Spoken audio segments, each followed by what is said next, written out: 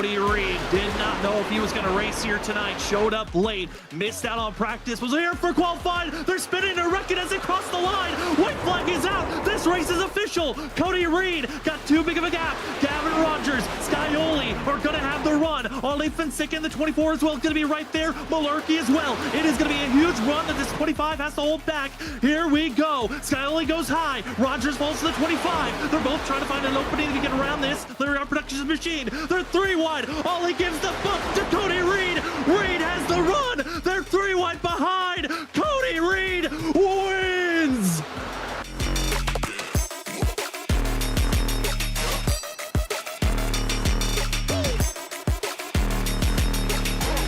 It's go time for Hall. He's got to pass 3 drivers in 1 lap. Will he get by Forbes, or will Forbes block and defend? Hall trying to get to the inside. Forbes stays wide. Hall hits. Contact. Get out of the way, Forbes. Hall wants the win, but he overcooks the corner. He'll lose time there. Now going to be a 2.5 back, and Richard, it might just be down to the teammates.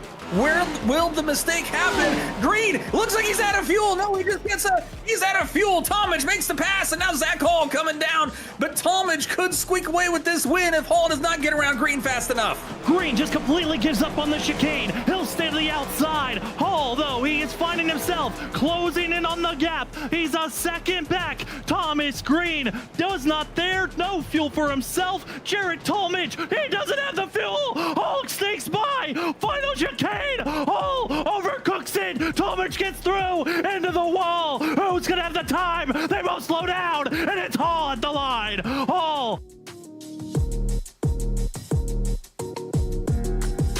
Right now, Jarrett Talmadge is gonna try to throw a haymaker onto number 3 into turn 3. Down to the apron. Does Talmadge have the run? Was the dive bomb big enough? He'll slide his way into the 3. They're almost door banging off the exit of turn 4. Side by side, coming to the line, and it's gonna be Ryan Kelly with the nose. 6 1/1000ths of a second goes to Ryan Kelly.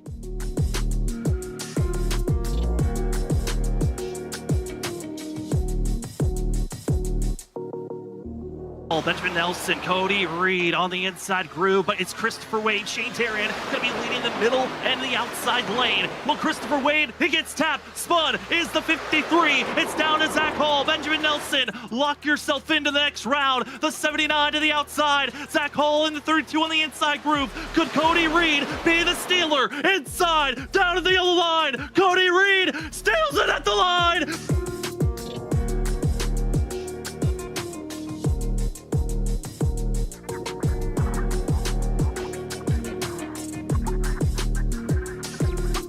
Before we get ourselves to the 802 Next Gen Elite Series racing action, we want to say thank you to some of the primary sponsors of the 802 Racing League.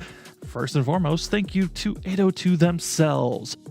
Thank you to our post-race show sponsor, Riptide Radio. We want to also say thank you to G-Stone Motors. You can check them out in person in Middlebury, Vermont. As well, I want to say thank you to BG Graphics. As well, the 802 iRacing League podcast. And finally, the admin box. Thank you to all the major sponsors that help out with 802 Next Gen Elite Series. Now let's get ready for the racing action.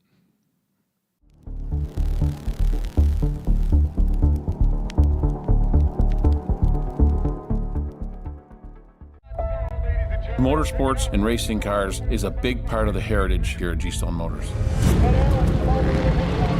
Todd and I have been racing each other for years. I love the one-on-one competition. It comes bottom line, we're all behind each other and support each other with everything we do. I think that says a lot about our company's culture. I'm Vince Quinville, Service Manager at G-Stone Motors. G-Stone Motors, your family Ford dealership, Route 7 South, Middlebury, Vermont.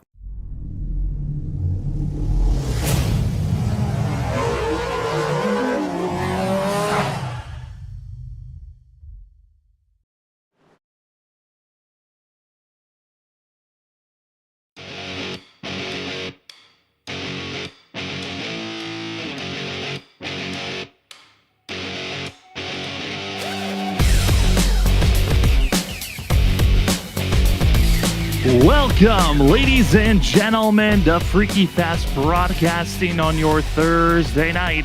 Tonight, we give you the coverage of the 802 Next Gen Elite Series.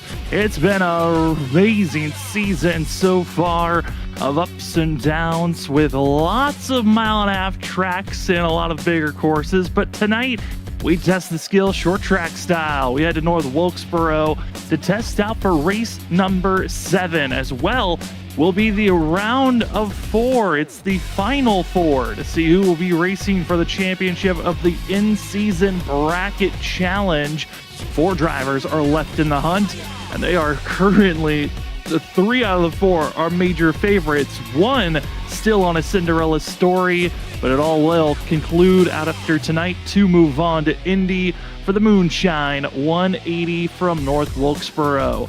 We're excited for the coverage here on Freaky Fast Broadcasting. My name is Sam Dyer. With me is Zach Hall. Running productions in the background is Robert Moyer Jr. and Zach.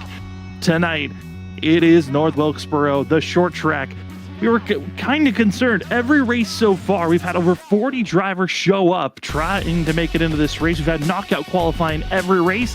Looks like tonight, no knockout qualifying, but still a large field to worry about.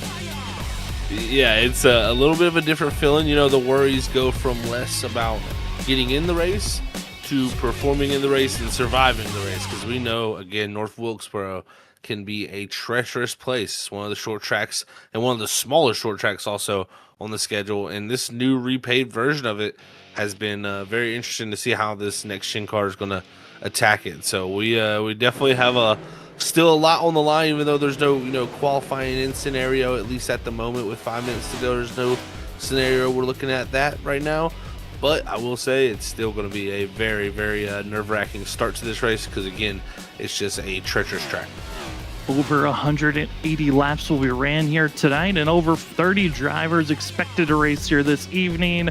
We also want to say thank you to the amazing sponsors that have latched on board for Season 1 of the 802 Next Gen Elite Series. First and foremost, I want to say thank you to G-Stone Motors, BG Graphics, the 802 iRacing League podcast, as well as want to say thank you to the Admin Box and Riptide Radio, as the field has been trying to hone in on how to get prepared for this evening.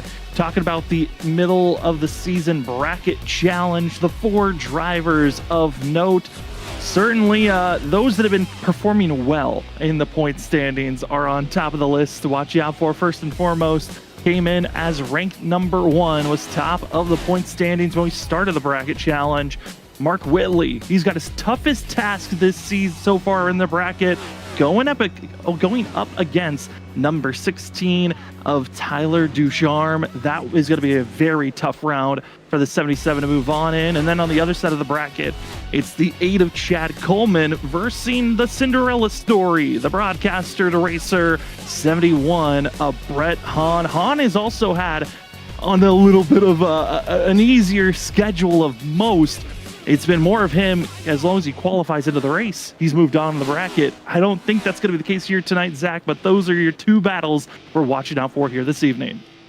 It's always fun to have that extra part added into like the race, to mix it all up. So very stout, drivers for sure. And I think it's going to be a night to watch for sure of that, because also the strategy with the way cautions could play out, it could be all over the place. You could be at one moment leading this race and then back in 30th, just because your strategy goes a different route.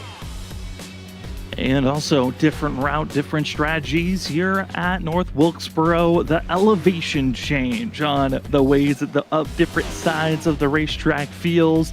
This track is not built on a flat surface. It is on an elevated slant. Heading down into turn number 1 and off of turn number 3, these drivers are going to have the help of gravity, the disadvantage of gravity, and hoping the banking of the corners are helping them more than anything. And Zach, North Wilkesboro, a classic track that we're so lucky to have. NASCAR themselves revitalize the course, but also the fact that we get to race on iRacing, where we've gotten the taste of the old veteran, old vintage style, and the current one. These drivers will be racing here tonight. That's for sure. Yeah, we've got a lot of learning to do, I think, still in this new one. Even We've had the vintage one for a while. That was awesome when iRacing brought that first out, but we just got this earlier this year, and it is definitely a little bit of a different feel, I would say. As you know, as a driver that really, I felt like at myself very at one with that older surface. This surface still same, racetrack, same layout, same way, like you said. Certain sides of the track are elevated differently, so you attack those corners differently. But it is a different grip level. With the new asphalt, it just is new spots on the track that you got to find where you really want to work. But I still think down low on the bottom kind of is that tried and true method, of course, in 3 and 4. I think 1 and 2 is where you're going to see a little bit more of drivers searching around. Searching for what they can find overall in the grip as practice is about to come to a conclusion. This evening's race, again, a little bit of a shock on the fact that we're not going to be having knockout qualifying, but I know drivers, a lot of them were getting spooked entering into this evening of, if we do have a 40-car field, it could be a very long night. But even if we don't have over 40 drivers racing here this evening, it's going to be a lot to handle with the fact that this track, lap traffic, Zach, I think that might be one of the bigger challenges of this evening on how to get by, one, passing your competition for position, but also how do you get around traffic, because it doesn't feel like there's any natural place to put yourself to be out of the way. You're exactly right. Yeah, you can kind of be in the way at any point in this track. I would say the best spot to get out of the way, maybe down in 3 and 4 to go high to let someone go underneath you. But if you go into 1 and 2 and you go high, thinking someone's going to go underneath you, a lot of times they're going to want to go around the outside of you. So, you go to the bottom, let them go around there, then you check someone else up. So if we do get those traffic situations here tonight, it will definitely play a huge factor of seeing where those cars let people by. It's going to affect others differently because, again, 1 and 2, I think you're going to see pretty much everybody trying every spot of the track, all the way from the very, very bottom all the way to against the wall.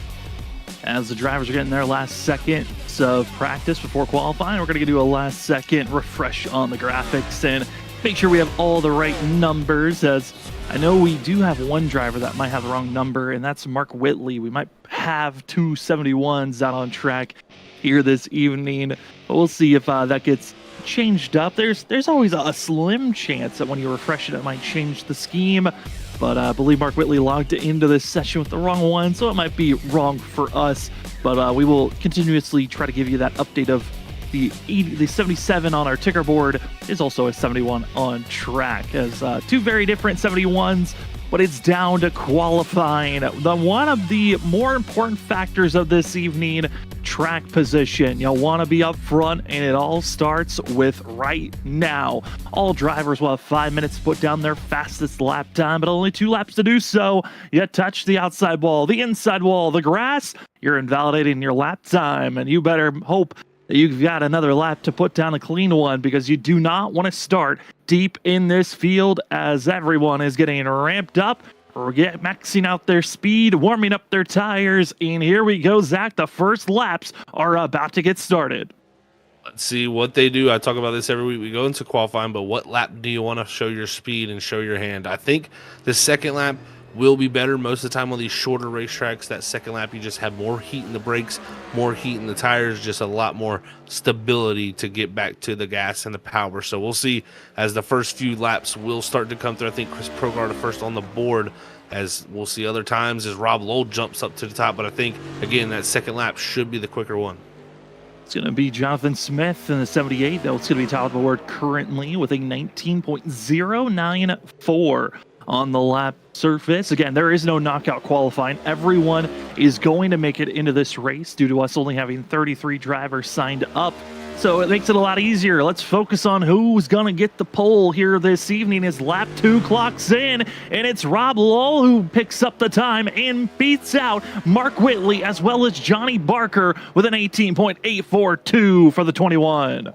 That was great pickup on the second lap, but Mike Kelly, as I say that, goes to the top of the board himself, and his teammate Scott Simley jumps into third. So the 22 and 33 putting down 2 great laps, and it was a tie between the the second and third position of Rob Lowell and Scott Simley. So just showing how close these times are out on this racetrack. And keeping an eye out on the 16 of Tyler Ducharme.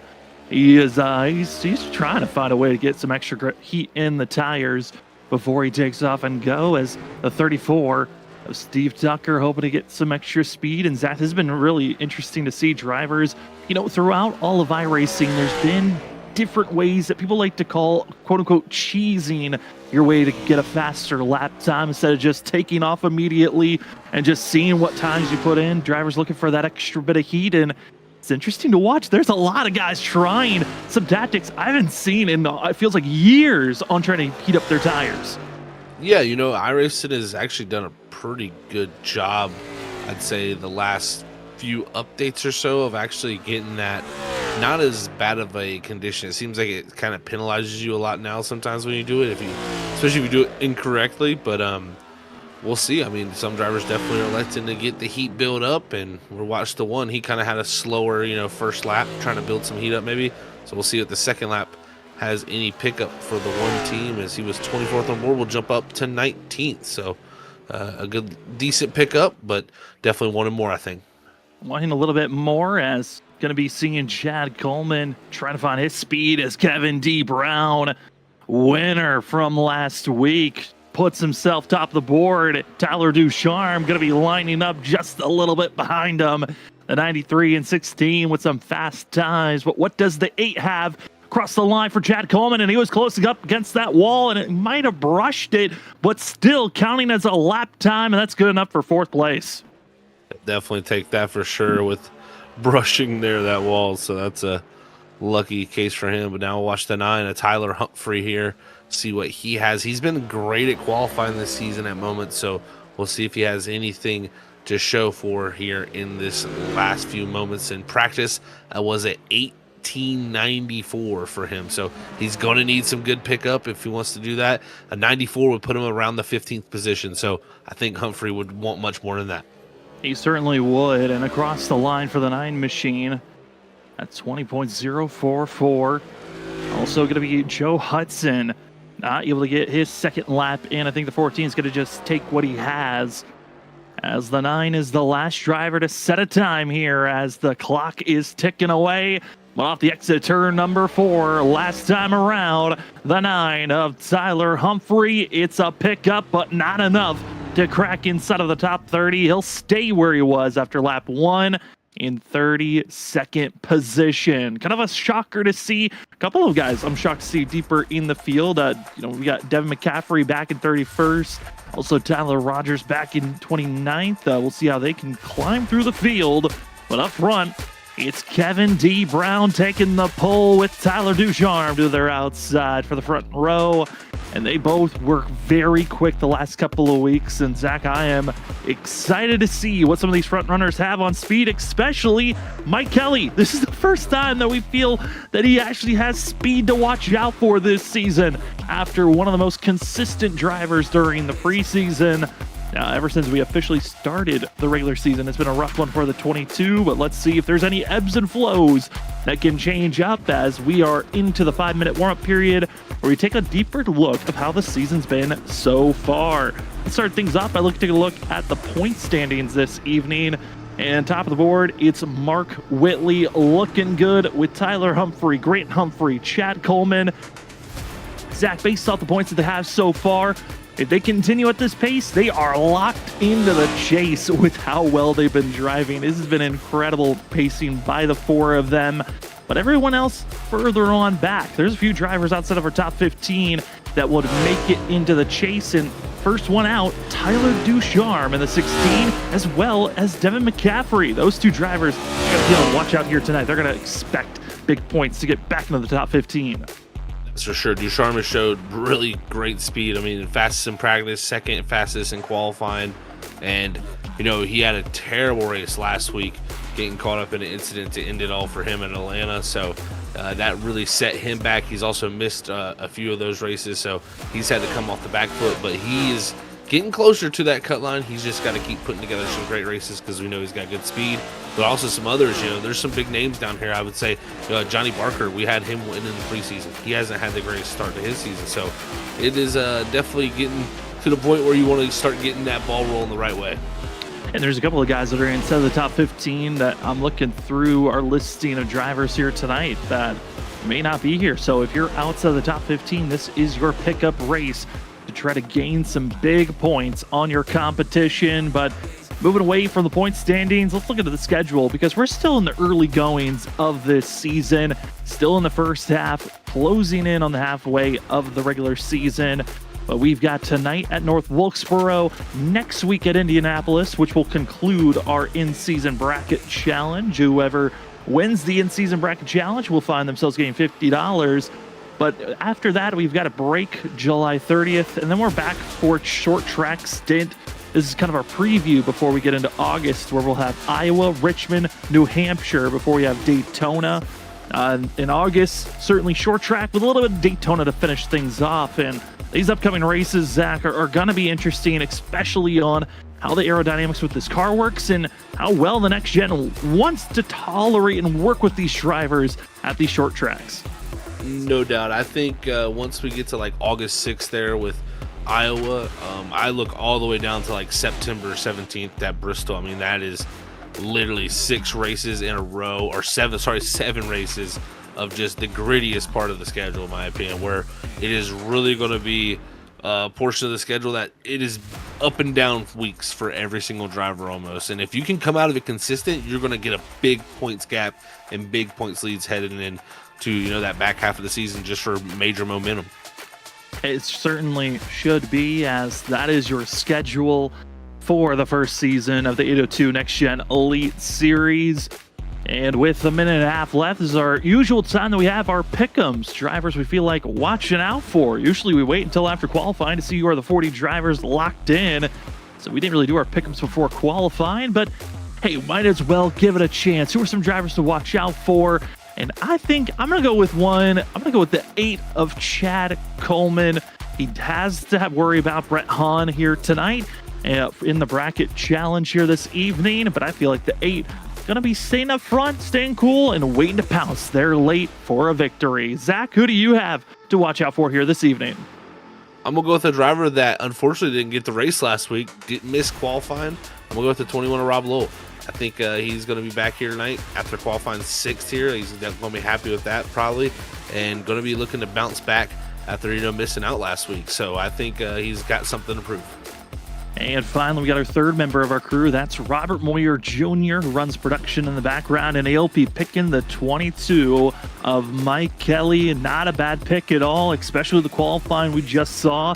Now the question is, can the race stint stay on the luck of the 22? Well, we've got 20 seconds left in warm-ups before we get to racing action here this evening for the North Wilkesboro Moonshine 180 here this evening. We'll have run 180 laps in distance, no stage break, no fast repairs. But Zach, only 3 extra sets of tires to work with here tonight. So if you're looking to use up tires, well, you only got a small margin to work with. Fuel's going to be interesting to watch out for as well if we stay green. Or will it be a wreck fest? The unknowns of a short track as we're about to get our answers here this evening. Warm-up is done, save for qualifying and practice. All that's left is 180 laps here from North Wilkesboro as the field is about to grid up and get ready for racing action here on Thursday night for the 802 Next Gen Elite Series. Let's take a look at our starting grid for the Moonshine 180. Up front, top of the road, taking that pole position. It's the 93 of Kevin D. Brown. 2 is outside. Will be the 16 of Tyler Ducharme and Mark Whitley are the 2 battling here tonight in the middle of the season bracket challenge. Row number 2 in third place is a 22 of Mike Kelly with Chad Coleman in 4th. 5th, we find Scott Simley with Rob Lowell in 6th position. Christian Angel going to be in 7th with the 77 of Mark Whitley in 8th place. Johnny Barker will take 9th position in the 6th, and finishing out our top 10, it's the 74 of Isaiah Sutherland. Starting in 11th, it'll be Josh Parker. In 12th, it's going to be the 17 of Richard Beasley. 13th is going to go to the 48 of Grant Humphrey, with Steve Ritter in the 61 starting in 14th. 15th is going to go to the 34 of Steve Tucker. Anthony Calatoni, our pulsator from last week, must start in 16th. 17th is going to go to Dustin Coggins. Michael Wolf is going to start in 18th. And the 08 of Maddox Spears is going to start 19th. And rounding out our top 20 is the 99 of Eric Jensen. In 21st is 78 of Jonathan Smith. In 22nd position, we find the 71 of Brett Hahn. Hahn is versing the 8 of Chad Coleman. He's got a long road to get up to where that 8 machine is running in the top 4. Then in 23rd position, we find the 1 of Brandon Gardner, who's going to be in a grand in the 1 machine, with Keith Ayers in the 42 in 24th. In 25th, it's the 94 of Kevin S. McDonald. 26th is going to be the 12 of Logan Troyer, with Chris Progrard in 27th. David Glass in 28th. 29th is going to be Tim Rogers, with Arabia Clayton the 3rd in 30th. 31st will be David going to be McCaffrey, with Tyler Humphrey in 32nd and not putting down a time. And 33rd is the 14 of Joe Hudson. The field is racked up. They're ready to get rolling. We've already ran 1 base lap, which means it's about to be go time.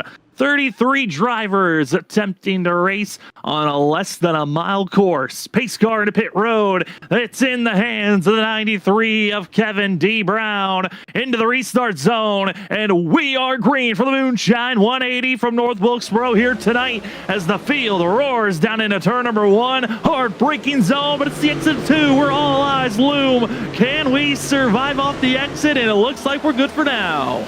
Good for the time being, Sam, as they make it down to 3 and 4. Kevin D. Brown in the lead. Mike Kelly up to 2nd. Tyler Ducharme back to 3rd, with Coleman fighting for the 4th spot. That was the 44. Dustin Coggins will get breaking loose out of 4. He'll stay low. Same for Chris Progrard, who will stay out of the way. The 08 of Maddox Beard starting from pit road.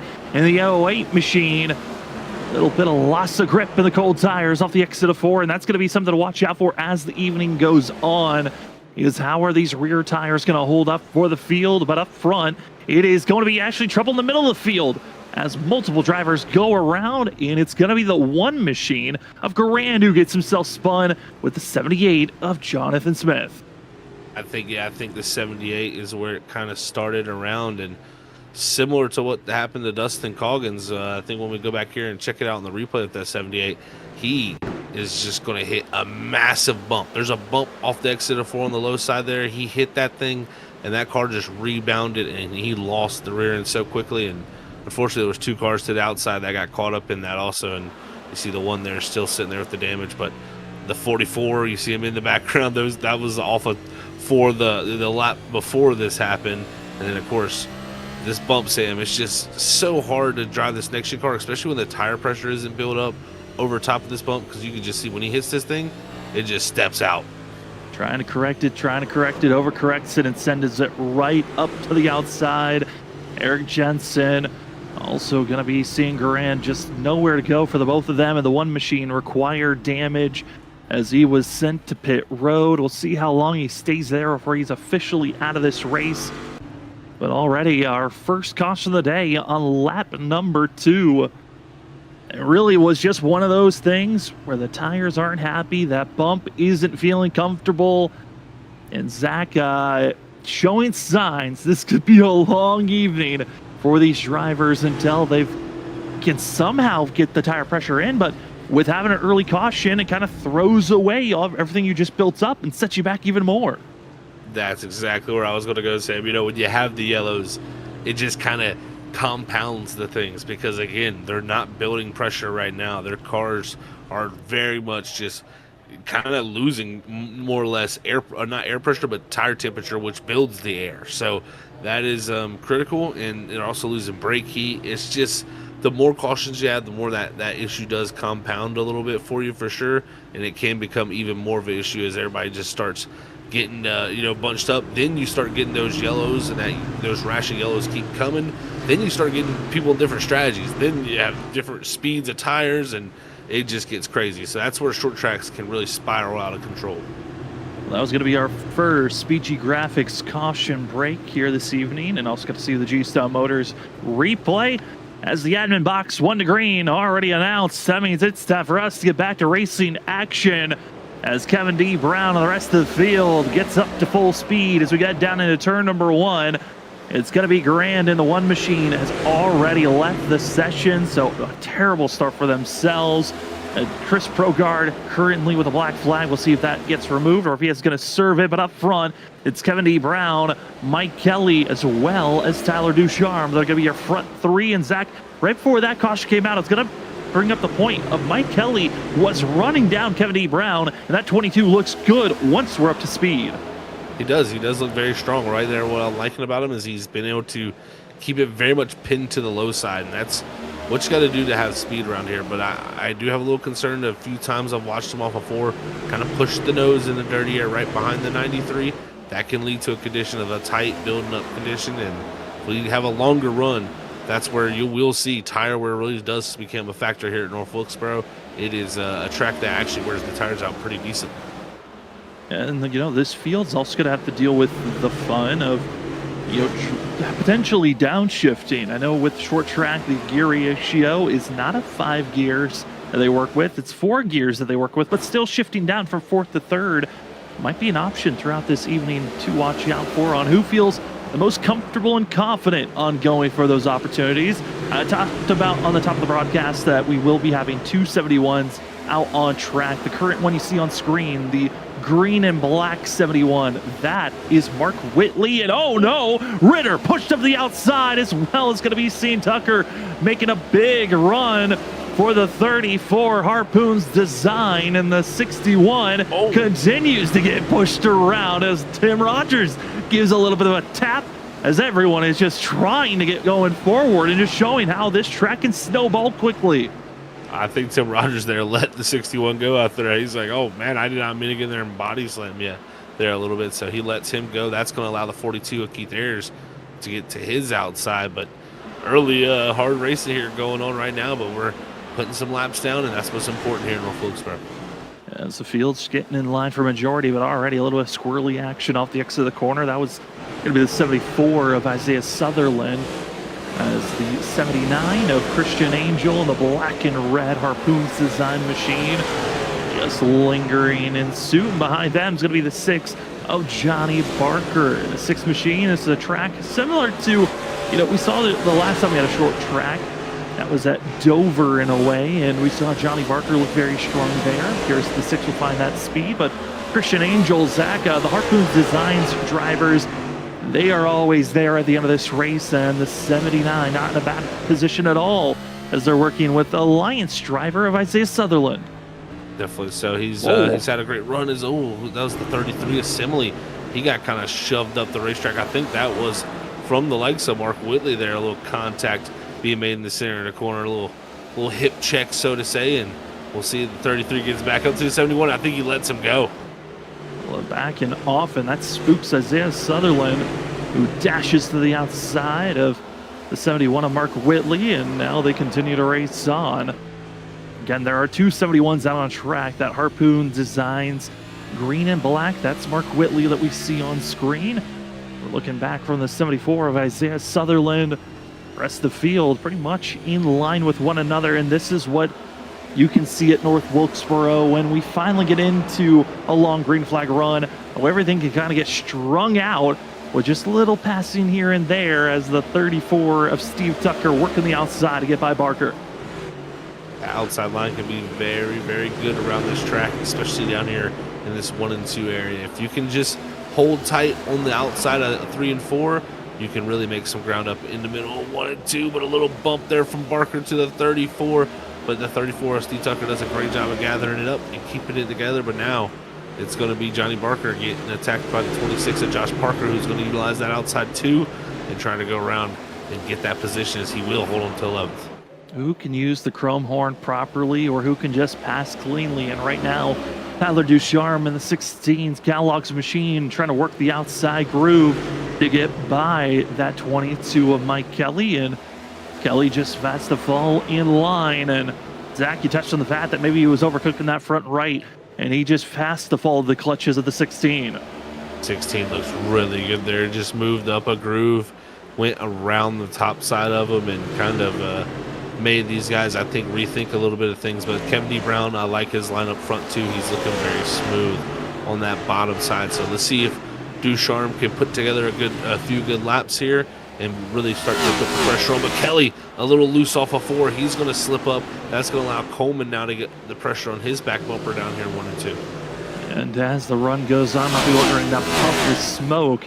That was going to be Arabia Caton the third, who got a little bit contact made of the exit of turn 2, had to lock it down and continue to stay green, but that's why there was a puff of smoke off the exit of turn 2. But Zach, 16's looking good, but lap traffic soon to be a factor as the 30 is being ran down, and that's going to be a concern, I think, for most of the field, is as long as we continue to stay clean and green, lap traffic will be caught here in the next 10 to 15 laps, and that's when the whole dynamic of this race will shift dramatically. It will definitely shift the whole race dramatically for sure, Sam. I mean, we have 32 cars out on track, so it doesn't take too long to get to the back of the field. The first one would be Chris Progar, and I tell you, Ducharme was putting pressure on the driver of the 93, Kevin D. Brown here, but Brown has been able to find a new gear here these last few laps and kind of take the pressure away as Ducharme's kind of slipped backwards in the 16. So I think that's going to be kind of an ebb and flow between those two on who really has what. But the caution's out. McDonald's around, I think. McDonald's around. They're on the outside of turn number 1. The leaders better duck low because they're about to be passing some of the carnage. As driver stuck to the outside, going to be Kevin S. McDonald. The 94 just coming to a halt after contact made between the 94 and the 9 machine. That was definitely a big moment down here in 1 and 2. Let's see what happens. Hold the 9 loose into 1 and 2.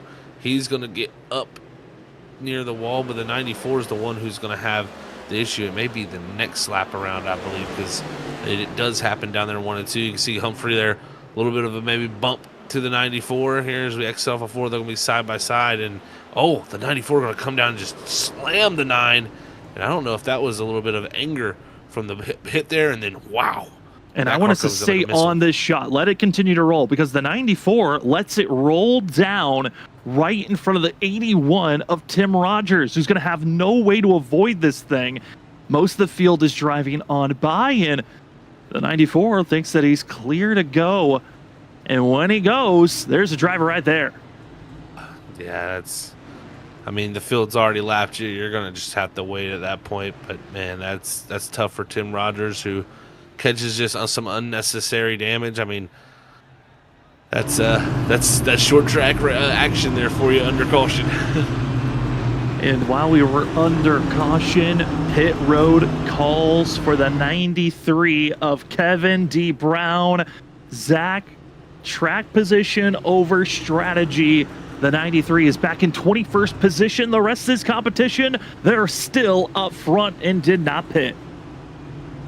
Yeah, interesting. He was in the box for 9.8 seconds, so I wonder if he just took 2 tires and some fuel for a stop. Actually, they have updated the there's one thing we have to get used to. They have updated the iRacing here with the times on pit stops, so they can be 9.8 to like 10-second stops even with 4 tires. So we're definitely gonna have to get used to that one, Sam. I think because we're used to seeing a few more seconds on there for 4. Yeah, we're gonna have to go back and legitimately see now if it's over 14, if it's over 9 seconds now. It's gonna be a little bit more work on us, but we'll figure it out. But up front, this field is stacked, and then we're into green flag territory as the Moonshine 180 is back underway, and it's Tyler Ducharme in control, but it's Ryan Kelly not wanting to give up just immediately. Crossover by the 22 as side by side for a moment, but Ducharme is clear as they head into 3. That was some great fight there from the 21, but look at this clogged up mess here off the exit of 4. It's everybody exiting the corner trying to keep the grip. As we've seen, 4 has been sometimes an issue for a lot of these drivers out here. It can get very treacherous, but they're doing a great job of making it through for the time being as it's multiple cars side by side. Side by side and find your footing. Up front, it's still Tyler Ducharme, but the middle of the pack where drivers were thinking about taking tires, thinking about taking fuel, slowly inching forward. But at this current time, it is just the survival mode. 34 laps in, and Zach, it was still in the early goings of this race. I know we've had a couple of cautions, but the field's got to think this is still a long race. I know it can happen in a blink of an eye. Well, let's not throw this thing away immediately. Yeah, that's why I kind of questioned some of the calls to come down the pit road for sure. There's a 3 wide move there from Coleman he looked to make that action down there in 1 and 2. But yeah, I kind of question the call to come down there and put yourself in the middle of this pack here. Just very dangerous situation, and only 30 laps in, those tires, definitely picked up some wear from the first part of the run, but I don't think they're anywhere near too worn out to have stayed out on. So we'll see how Kevin D. Brown can work his way forward. At the moment, he's still kind of mired back around 15th. And a little update for the drivers that are further on and back. Again, Brandon Garand in the one machine, first driver out. Kevin S. McDonald, who's caught up in our most recent caution, is out of this race. But look at this 2-3 wide. It is looking like a Christmas tree out there with everyone searching for their lane to go forward. But it is jammed up, stacked up, and in the middle of all of it, it's going to be Brett Hahn in the 71. Right next to the 71 of going to be Mark Whitley on screen, but it's the 77 and the 71. And the 81, I got to give credit to Tim Rogers, took that heavy contact, the rolling down 94, and still looking good, ripping the top for himself. Yeah, he's done a good job, even with that damage, as he gets up in the outside wall there a little bit. Luckily, doesn't seem too bad for him, but man, that 93 was charging around the inside. Kevin D. Brown now up to 10th. He's done a good job. He was super patient there. I watched him. He could have definitely made a few moves that could have been over the line egregious, but he's held back. He waited, and he looked for the opening as Whitley goes Mark around. Whitley, 71 of Mark Whitley is going to be the driver that spins around, and honestly, it was for the best. There were a few drivers ahead of him that were starting to beat and bang against one another. No extra contact made to the 71, but a big slide. Another caution underway here this evening. And just trying to attempt to go for some big passes and not feeling like he was moving fast enough was Whitley, and found himself gassing up maybe a little bit too soon and losing that rear end.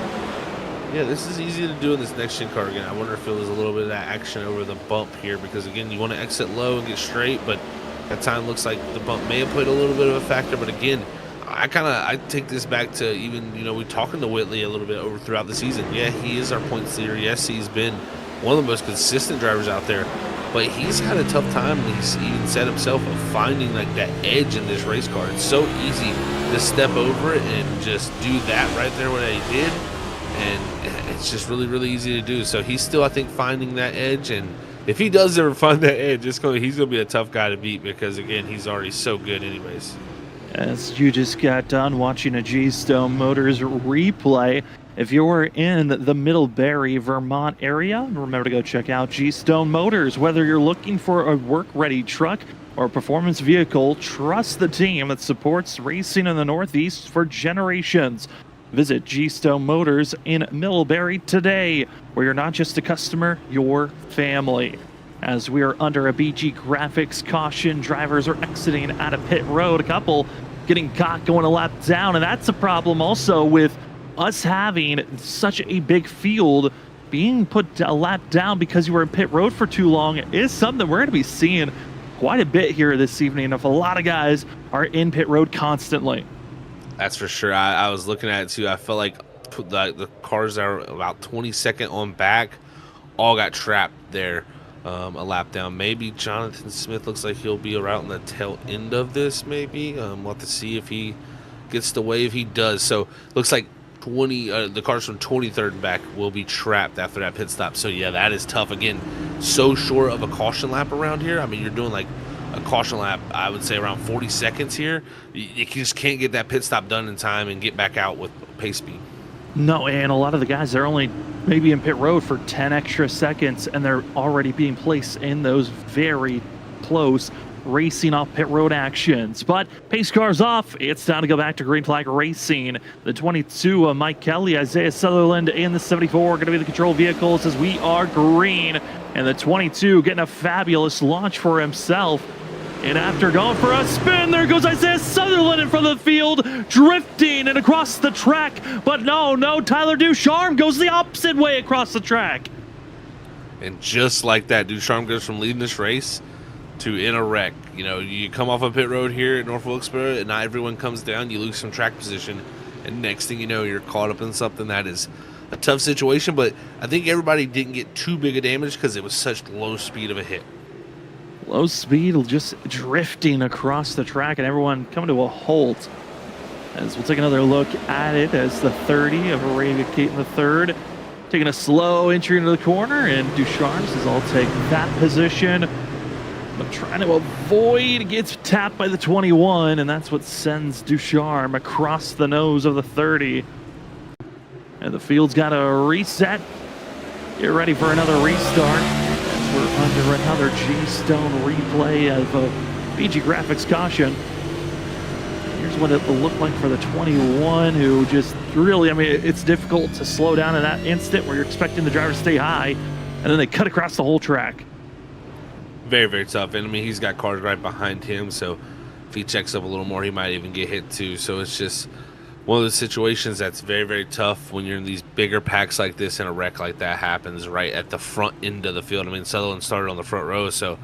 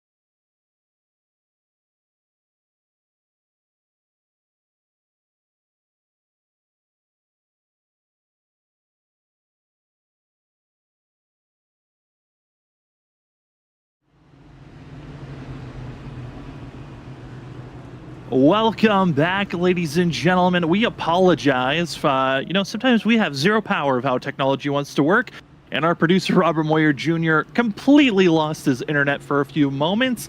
Luckily, though, we are back giving you coverage of the 802 Next Gen Elite Series Race 7 here from North Wilkesboro. Well, since we haven't been live, it's been getting messy, and with the fact that Robert had to leave the server to come back, we have lost all of our data that was before these cautions that have been coming out. But Zach, we were about 4 to 5 cautions right before the internet went out. I think we've had about 4 since we've been away, and that's been under about 20 laps or so.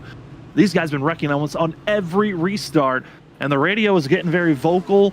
Drivers are upset, and I got a feeling we are not even halfway, Zach, and this is going to be a rough one from here on out.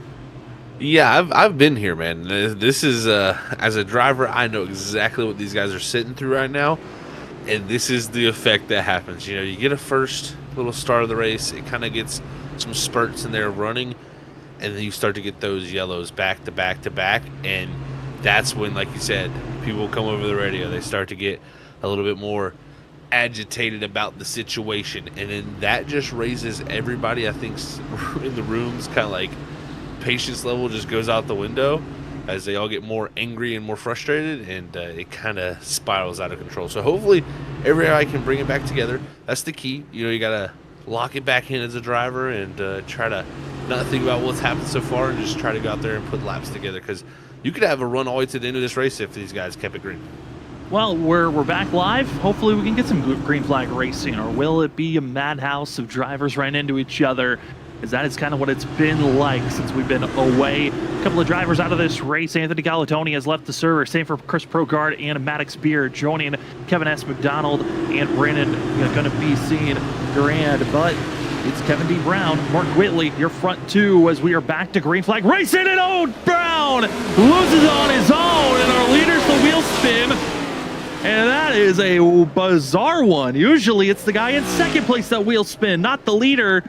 Hey, Zach, it's been a night of first, it feels like, and why not have a first-time leader spinning it out right when we go green? Yeah, that one was interesting. Yeah, it was like when he shifted up, he was starting in second here. You'll see right here, folks. He initially launches right here in the zone, and then it's the, next 60 to 70 foot, he just spins out. And what I was looking at, on board at least for him, he shifts up right as he goes into third gear. That car just wheel spins immediately, and sometimes that can happen with these transaxle cars. You shift it up into gear and that thing just bites on that RPM, and next thing you know, you're spinning the tires. So he's going around, and luckily for his sake, it wasn't too bad. That could have been bad there, but luckily he kept it down. That was Mike Kelly, who was that driver that was coming in late, as Kelly has gone for a couple of spins himself. A couple of other drivers have gone for spins. We also have a update on the bracket. I was misreading. Saying it actually was not Tyler Ducharme that made it through. It was Tyler Humphrey that is versing the 77 Mark Whitley. That is on the right side of the bracket. Whoever wins that would have to verse the winner of Chad Coleman versus Brett Hahn. So apologize for any of the confusion about the in-season bracket. But it is the 77 of Mark Whitley going up against the 9 of Tyler Humphrey. And then on the other side, it's the 8 versus the 71. And whoever advances in those battles goes to Indy next week. And whoever ultimately wins gets $50 for themselves. But up front, Mark Whitley, Scott Simley going to be the drivers in control. And interesting note, Scott Simley yet to pit here tonight. The only driver that has not pitted so far is that 33. And he's had a couple of jolts and pushes. He's been bumped around a couple of times, but due to avoiding sliding and going into big wrecks, the 33 has been able to stay out as long as he has 73 laps in. That's awesome to see for Scott. Yeah, that's nerve-wracking time still for him. He's just trying to survive through these restarts, and if we keep getting the yellows like this, there's no reason for him to pit. So I think that's why he's continuing to stay out. Another good note here, Tyler Humphrey back on the lead lap, so he's got a better chance in that bracket challenge now. As pace car off in a pit road, it's time to go back to green flag racing. Mark Whitley nose ahead. Scott Simley trying to close in the difference. The 71, good launch for himself. A little bit of a checkup on the outside groove to head into turn number 1. But a good launch. The problems with the exit turn 4. And here we go. Zach exited 2. Also, the 61 go for a spin. That we did. Wow, that was very, very close for sure there. As we check back to Tim Rogers here, as you see everybody kind of stacking up. Ducharme, he's making his way back towards the front half of the field as he goes around the outside of Rob Lowell, the 21, who's trying to fight back on that inside line. But it's a stack up from second on back as Whitley tries to charge away from this field. Trying to charge away, and in the mixture of our top 5, the 71, Brett Hahn and Rob Lowell wrecks around, trying to stay low, hoping no one else will tag up into him as everyone squeezes to the outside. And one bump, and it go around the 21, and another caution is thrown here from North Wilkesboro, and Zach, another one to the tally books as we are on lap 76, still in the first half of the race. What happened to the 21 as we look here at the G-Stone replay? I think this is a little bit of net code here, folks. Is they're going to tap their doors in the center of the corner, but right there, Ducharme gets loose, and when he does, it's kind of the left rear of his car kind of whips out to the left, and also you got the 21 who's kind of pushing up the racetrack there at that same moment, and that's where it kind of meets with the left rear. Even though the contact isn't physical and it's net code, it's probably going to happen either way, but it was definitely a harder hit because of that net code. I think it kind of just shot the 21 down the track, nose first into that wall. Heavy front left damage for Rob Lowell, but luckily he didn't bounce further up the track. Otherwise, it could have been a lot worse for himself and the rest of the field. Make the choice. Do you pit? Do you stay out? God, that's going to be seen. Scott Simley still staying out as Eric Jensen gifted the lucky dog spot as the 99 will get back to one lap down, trying to challenge Josh Parker for that final lucky dog spot. Well, the season has been having a lot of fun so far as the 802 Next Gen Elite Series is running a semi-realistic schedule, mimicking NASCAR schedule to a point. If we're at a road course for a real-life NASCAR, we'll be heading to a mile-and-a-half course here for the 802, and if we do not have the course downloaded on iRacing, then we'll also go to a different mile-and-a-half or short track. But North Wilkesboro, a tough track already showing. We kind of had a sense this was what the evening could turn into, with it being the first short track of the season. And Zach, it just feels like these guys have been playing too nice at times. The Discord server's been quiet after races. Everyone's been playing a lot of nice, oh, that was my fault, my bad. It's hard to do that at a short track, and I think that's why we're seeing the aggression level bounce up to where it's at. Yeah, short track, short tempers, that is a definite fact when we come to these places. It always just brings that level up of anger, always bubbling down beneath the driver's, helmet. So we'll see how they can gather it up. I believe in them, man. It's just up to the drivers here at this point. Who's going to get a good run? Watch out for that 61. Steve Ritter's rear tires have been getting lit up and sideways once again on that restart as Mark Whitley, the 71, good launch for himself as he rips the top, exits well, and the battle for second on back is underway as Ritter, good launch for the 61 team, and now it's side by side for third between Simley and Hahn. Great move for Ritter there around the top. We saw one moment he was slid around the side, losing a bunch of spots. Now he's up to second, and Hahn in that 71, he's going to go past the 33 Assembly, who's yet to pit. And then there's Ducharme lurking in the background, was involved in that incident after his pit earlier. Now has made his way back into the top 5. He wants to get up there. There's a little more contact and into the inside walls. Joe Hudson didn't put down a qualifying time, but gets shipped off to the inside wall. His nose is pointing straight enough, so no yellow is thrown, but trouble in the middle of 1 and 2 as Arabia Clayton the third, as well as that's the 8 of Coleman going around. Coleman facing the wrong way. He's trying to get moving in the right direction as Coleman is versing Brett Hahn in the bracket challenge. Hahn up in third. Coleman right now hoping to stay on the lead lap. Wow, it's a tell of two different tapes right there, folks. And Coleman, I would say, even though Hahn has had an amazing start to his season, he's had some strong moments. I would say Coleman has definitely got to be the favorite in that side of the bracket. But look at this squeeze together here, the 34, the 78, the 93. That wasn't going to work too well. They somehow make it out of that. They should not have made it out of that. That was made for disaster, and somehow they make it through as a 78.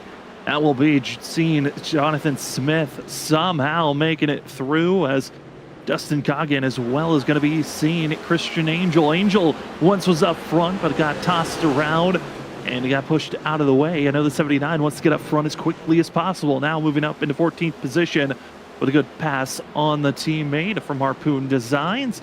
We move back up to the drivers that are inside of our top 10, and here's a good battle of drivers that are just surviving. It's the 5 of Michael Wolf, who's been around the cut line of points in our top 15 all throughout this season. The 5 surviving well in 7th. He's challenging the 81 of Tim Rogers, and right behind him, it's Logan Troyer. This trio of drivers having a great run instead of the top 10 as we're entering the second half. And whoa, slide in front. That's going to be seeing the 61 of Ritter into the outside wall. He had a big slide off into it, slammed into the outside wall. Now he's gathered it back up, but he's right in front of Rogers, right in front of Wolf, the battle we were watching, and it's going to stack them up even more as now Kevin D. Brown comes into the picture as he's trying to get around Troyer, as he's also got Ayers in the 42 right there on his back bumper. As Keith Ayers has gone for a couple of slides here this evening, but Kevin D. Brown sees an opportunity. There's all the work on the inside, and he'll be squeezing on through. Just not able to accelerate as quickly as he had wanted. It's a little bit of a slower pass that Kevin D. Brown has to go for. No, Rogers just pushed to the outside. I don't know if that was an overcorrection, if that was net code, but hard contact for himself. Big time overcorrection for Rogers there. That was. Oh, Michael Wolf! Oh, they're Troyer! Caution is thrown. It's the 5. Goes back up the track. Awkward positioning. But luckily, everyone go avoid the 5 machine on the straightaway. Luckily, like you said, they can avoid that for minimizing the damage that we did just get. But wow, that was some great racing, but I felt at some point it was going to happen where we got a yellow just with so much contact being made around the racing circuit. All the contact, all the bumps and bruises, and this is your BG Graphics caution being thrown as we're under a G-Stone Motors replay. We thought that initial contact on the backstretch was going to be the big wreck. Instead, Troyer getting into the 5. And then it's the melee after the fact. Troyer gets into the inside wall a little bit more, a little bit of contacts here and there. But luckily, everyone able to scoot on through. Dustin Coggin in the 44, he had a near miss there. Got a little bit of contact, but that could have been a lot worse. It could have been a head-on collision with the 5, but they just make a little bit of fender contact as the 5 got clipped by that 44. But it's a little bit of strategy playing out. It looks like a few guys who have yet to pit, such as Scott Simley, has come down, saying Mark Whitley the leader, but it's now transitioned the lead to Isaiah Sutherland. And look at Kevin D. Brown, spun from the lead about 4 or 5, restart, or maybe 6 restarts ago. He's now back up to the front. Right back up there, and for us, we're going to take a quick commercial break. Thank you for dealing with all of the errors that have been going on that's been out of our control. But we cannot wait to be back giving you coverage of the 802 Next Gen Elite Series. It's been a fun one so far. We're going to go to a quick commercial break. Got a couple of them for you as you will be coming back to watch more of race 7 of the season from North Wilkesboro for the Moonshine 180. We'll be back right after this.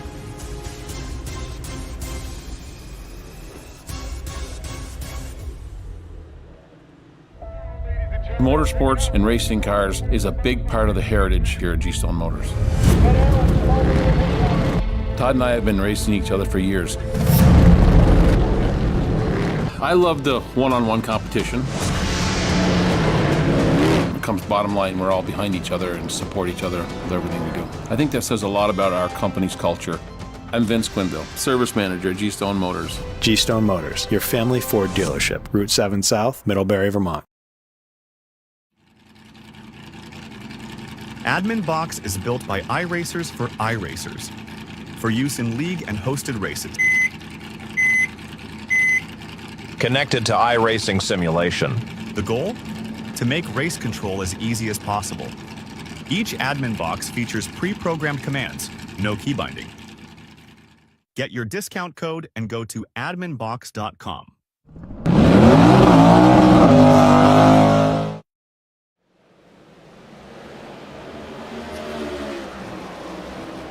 And we are back underway and under caution. Trouble for Rob Lowell back in 17th position, but we do want to let everyone know we are aware of connection issues going on. If we do fall out, though, in this, we have another break of connection that will call it on the broadcast. So cross your fingers, hope for the best, but under caution once again as the 21 of Rob Lowell and the 5 of Michael Wolf get together off of exit turn number 4. Another caution is thrown, and Zach, I'm kind of not surprised by it, as drivers seem to be calling it an evening here tonight. You know, that was a wild scene there, Sam, because we had that wreck happen, like you said, with Wolf, you know, Lowell and Troyer in the background. You also had Coleman. He got, I think, some contact from the likes of Steve Tucker in the 34 also. So there was like 2 incidents that went on there, and that's a lot of times what happens at these short tracks. You got multiple different things going on all around the little place like this. Isaiah Sutherland, Kevin D. Brown, Christian Angel have to be back up front. I feel like every single one of those names have been involved. I don't know if there's a single driver that has had a clean race so far. I think everybody has gotten a piece of at least one incident, if not more. And that's going to make tonight a little bit more of a rougher evening, just because I know it's short track racing. Zach, cosmetically, aero damage isn't the worst thing to deal with, but damage is never what you want to have on your vehicle, but everyone is dealing with a small glimpse of it. That's for sure, Sam. Yeah, I you know, always you're like, you know, you come to these places, you're not like too worried about aero or nothing, but it still makes those minuscule margins that can be helpful. So that's why you don't want to collect too much damage.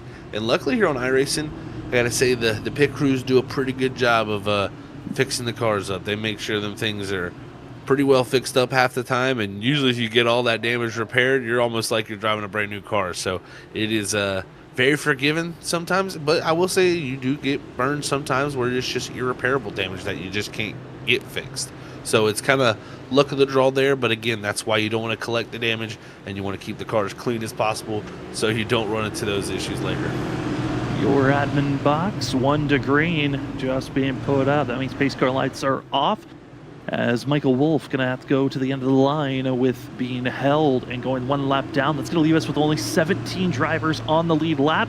Tim Rogers has a black flag that he's going to have to serve, and Steve Ritter going to be the most recent driver to call it an evening, as Michael Wolf, unsure where to place himself. Green flag is out, and we're going to clear everyone's black flag with a 5 staying low, and we're back to green flag action.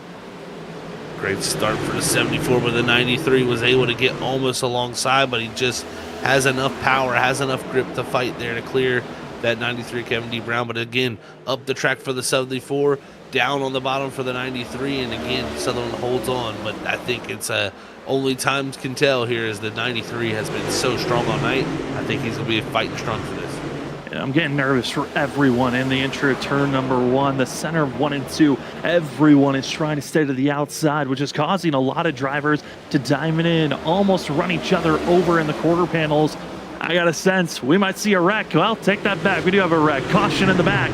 And that's going to be the 5 of Michael Wolf, spun around off the exit turn 4. Tough for Michael Wolf. He was just involved in that other incident. So that was very, you know, it's just one of those nights where it's hard to kind of miss things, and sometimes, unfortunately, you're going to be the brunt of multiple things. I think, unfortunately, for Michael Wolf, he's caught the wrong end of a few things. If it's adding to more technical issues, we might not be able to get every replay, just to let everybody know. So we'll do our best. But the 5 going with a self spin that kind of brought out this caution. So not trying to collect anyone else involved in that incident, but just showing, even by yourself, it is very rough here this evening, as Tyler Humphrey in the 9 machine. Zach started all the way back in 32nd position, second to last, but just surviving track position, pitting early and staying out late. It's allowed the 9 to be in 3rd place, currently up 29 spots from where he started.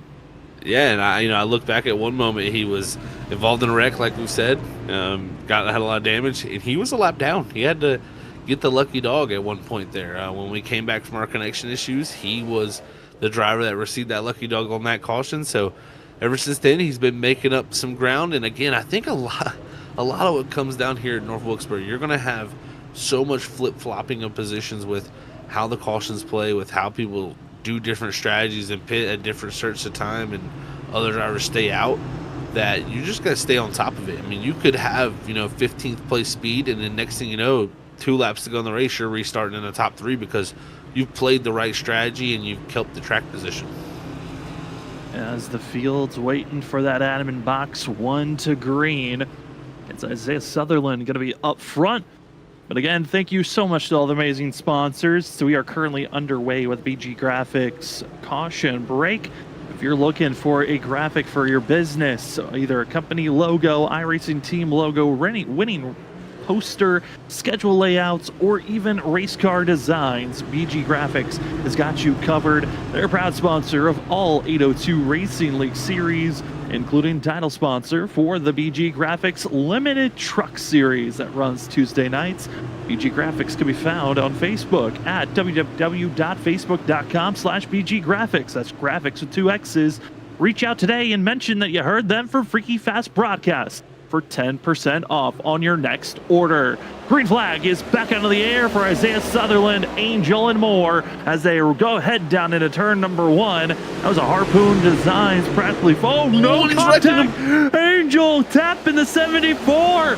Get him out of the way, Alliance drivers. Say no more as Angel just gets Sutherland pushed out of the way. That's not a driver that you want to get wrestled up. And there goes Troyer. There goes Parker. And there's another caution here tonight. Wow, that is a big one with some big hits there, but that has some interesting moments there for sure on that restart. And tough one for up front for Sutherland. He lost a lot of speed, and he's kind of where's Sutherland going? A pace car. Yeah, is Sutherland about to get payback? I don't know. We're looking at the replay. We're watching live also, and he will get payback. There's retaliation going on. Isaiah Sutherland just talked about how he's going to be a hot-tempered driver. Well, he lets it roll there. Definitely came up and let him know his anger. Was he very raced light up contact. from 10th place at the time, raced all the way up to do this. That is your G-Stone Motors replay of the retaliation under yellow. That's a big no-no. Big no-no that you can't do in Sutherland. Either you're going to be penalized, which you're going to be penalized in some fashion, but that might be your last race running here at the 802 Next Gen Elite Series, or you're going to be parked for next week. We'll see. But you can't do that, Sutherland. And the rest of the field, I know you're frustrated, but doing under caution retaliation moves is never a good thing. I mean, the worst thing you could do and get away with it is run up to somebody, throw in the clutch, rev a couple of times that you're frustrated, and then roll back. But actually make contact with the driver is where you kind of cross the line, and you can't do that. Yeah, that was a lot of bark with no bite. That's what I like to say. Like, it's just, kind of a very risky move to kind of go under caution there and pass everybody. That's the one thing I always worry about with running up through the field like that is, a lot of people under caution, they're not looking in their mirror going, I'm looking out for someone coming in, 20 to 30 mile an hour, maybe 40 mile an hour faster than me. So that can cause issues. And then, he got up there and kind of just gave him a double door tap, and it's just like, just doesn't really accomplish anything. You can almost just say over the radio, man, that wasn't cool. That's we got ways to communicate. So yeah, definitely interesting call there. But they see it on TV. I guess that's why we got to replicate it on here. Hey, if you want to hear more breakdowns of potentially that incident and more that happens throughout the week at the 802 iRacing Leagues, go listen in on the 802 iRacing Leagues podcast. You can listen in on YouTube, Apple Podcasts, Spotify, and Amazon Music. Just look up 802 iRacing League Podcasts, who is also the sponsor of the White Flag. Pace cars in, cars are stacked up. It's Christian Angel, Kevin D. Brown, and Mark Whitley in third, as well as Ducharme, as green flag is out of the air, and that row number 3 did not figure out how to go. Top 4 are in their own zip codes, as Steve Tucker, black flag for the 34, but it looks like Angel looking slow on the outside, and Ducharme goes for a chance on the inner groove. Ducharme looked for the opportunity. He thought Brown was going to fade a little bit to the high side there, but Ducharme a little loose as he had Whitley all over the back bumper, and he'll gather that up and now have to fight here down into 1 and 2. But Whitley on the quarter panel behind his teammate of Christian Angel, who had control in that restart. He got really tight though, Sam, and drove way too deep into the corner. I think right there, again, a little too deep, and that car washing up the racetrack. You know, it was a small contact to the 79 under caution, but where that contact was could tighten up that 79 and causing these issues just a little bit more. Ducharme, though, comfortably now into second place as Harpoon Design teammates that are 3-4, and also put it in 5 as Steve Tucker is there. Tucker has to back off dramatically, though. That's good with the 34 in a little bit of trouble with seeing the 33 is Scott Simley, and Zach Simley went from having the oldest tires on the track with some of the newest now as he rolls up in 6th position. Simley's played this race very smartly. You know, he has not took a lot of risks. He's tried to keep track position when he can and pitted at latest as possible. And I love the call that he's made. Has put him in a very, very good position to, you know, keep staying out here if we get some yellows. So let's see what this 33 can do. Maybe even under green flag conditions make something happen. But up front, as I say that, we're racing for the lead. Ducharme, Kevin D. Brown, and Ducharme trying to throw a slider. They're going to make contact. They made contact in 3 and 4, and that's going to be pulling back Mark Whitley into the pack, as now it's the 3-horse race for the lead position. Kevin D. Brown, great defensive moves, willing to work on the outside, took the blows, side contacts being made, but it's the 93 that holds strong. Ducharme wants the outer groove, though, recognizing how strong it is of an exit corner, and Ducharme, big wiggle, loses the momentum, and Kevin D. Brown survives for another lap. But now Ducharme's going to be worrying. You got Mark Whitley behind you, and Whitley under the same lap pitted 29 laps ago. The 71 might have a chance to close in the gap. Another 71 machine, that's Brett Hahn back in 7th, who's trying to find a way to close in the gap, but looking good. But we got to go back to the lead position because Ducharme is there once again, but cleared is Brown. Yeah, he had a big lock up there. Brown was trying to cover off the inside and kind of faded there very slowly. And Ducharme locked the left front up there, trying not to make contact. So he's trying not to, you know, get into the back bumper and make this pass cleanly. But it's going to be tough because you got that 93 running the outside very, very strong and just making sure to get great exits. It's all about that here at Wilkesboro. You see the 93 fade high, and now Ducharme in a tough position because he's about to give up his quarter panel to the 71 of Whitley. And now Whitley going to just not get there, and is Ducharme now going to try to get to the quarter panel. That's a tough thing to do when you dive to the outside of someone really deep like that. A lot of times you lose the nose in the center of the corner, and that car on the bottom is just able to clear again. Is Ducharme trying to go with an early apex to center his way out, get a better launch off the exit of the corner, helps to get down to the inside of Kevin D. Brown, but Brown's been doing great defensive moves here off the exit of turn number 4, accelerates out while Ducharme just doesn't have the same space, and once again just fading and waiting and showing how difficult it is to pass, and especially over the last, I mean, it feels like 8, maybe 60 to 70 laps, Zach. This is the longest green flag run we've had, and this is incredible to see, but just showing how difficult it is going to go as this run progresses on making any type of pass on track. Gotta love the racing we get under green flag conditions. This is awesome to watch these guys go at it and kind of run different lines. Look at Brett Hahn. He's going to dive to the inside. That's on the move for the 6th position of Christian Angel, and look, he might even get Scott Simley almost with that and move himself into the top 5. Hahn was showing some great speed there at one of those runs. I think he could be a factor here. Another guy that's looking quick, the 9 of Tyler Humphrey. Last couple of laps has been running decent speed and up toward top 4's pace, running in 8th. There's a couple of drivers that he might be able to get by if given a chance. And a few drivers behind this pack is where Isaiah Sutherland runs, but Zach, he is so off the pace by 2/10 and in traffic. If you are the 79, you're happy on the fact that you're not seeing Sutherland run down that lead pack.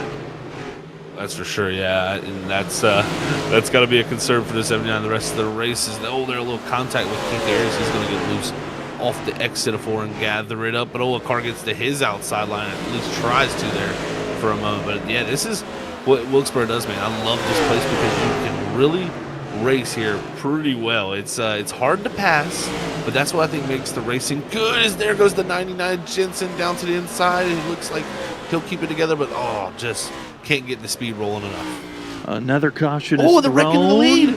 And they are wrecking for the lead. It's going to be Brown Ducharme. Contact made. Oh, no. And that was right when the yellow came out. D. Brown checks up. Ducharme does not and sends Kevin D. Brown into the outside wall. Wow, I'm surprised there wasn't wheel damages. They're going to come to pit this time, but let's watch this all transpire. And I think exactly what you said there, Sam, played out is the caution comes out on like the middle of the backstretcher. It's going to come out. We'll see the lights, see the green light there. We won't see it from this angle, but the light's going to turn yellow there. And unfortunately, Brown, I think, lifts more, and Ducharme maybe not catching the yellow soon enough there and just gets in the rear. And I don't think there was anything malicious there or any intent.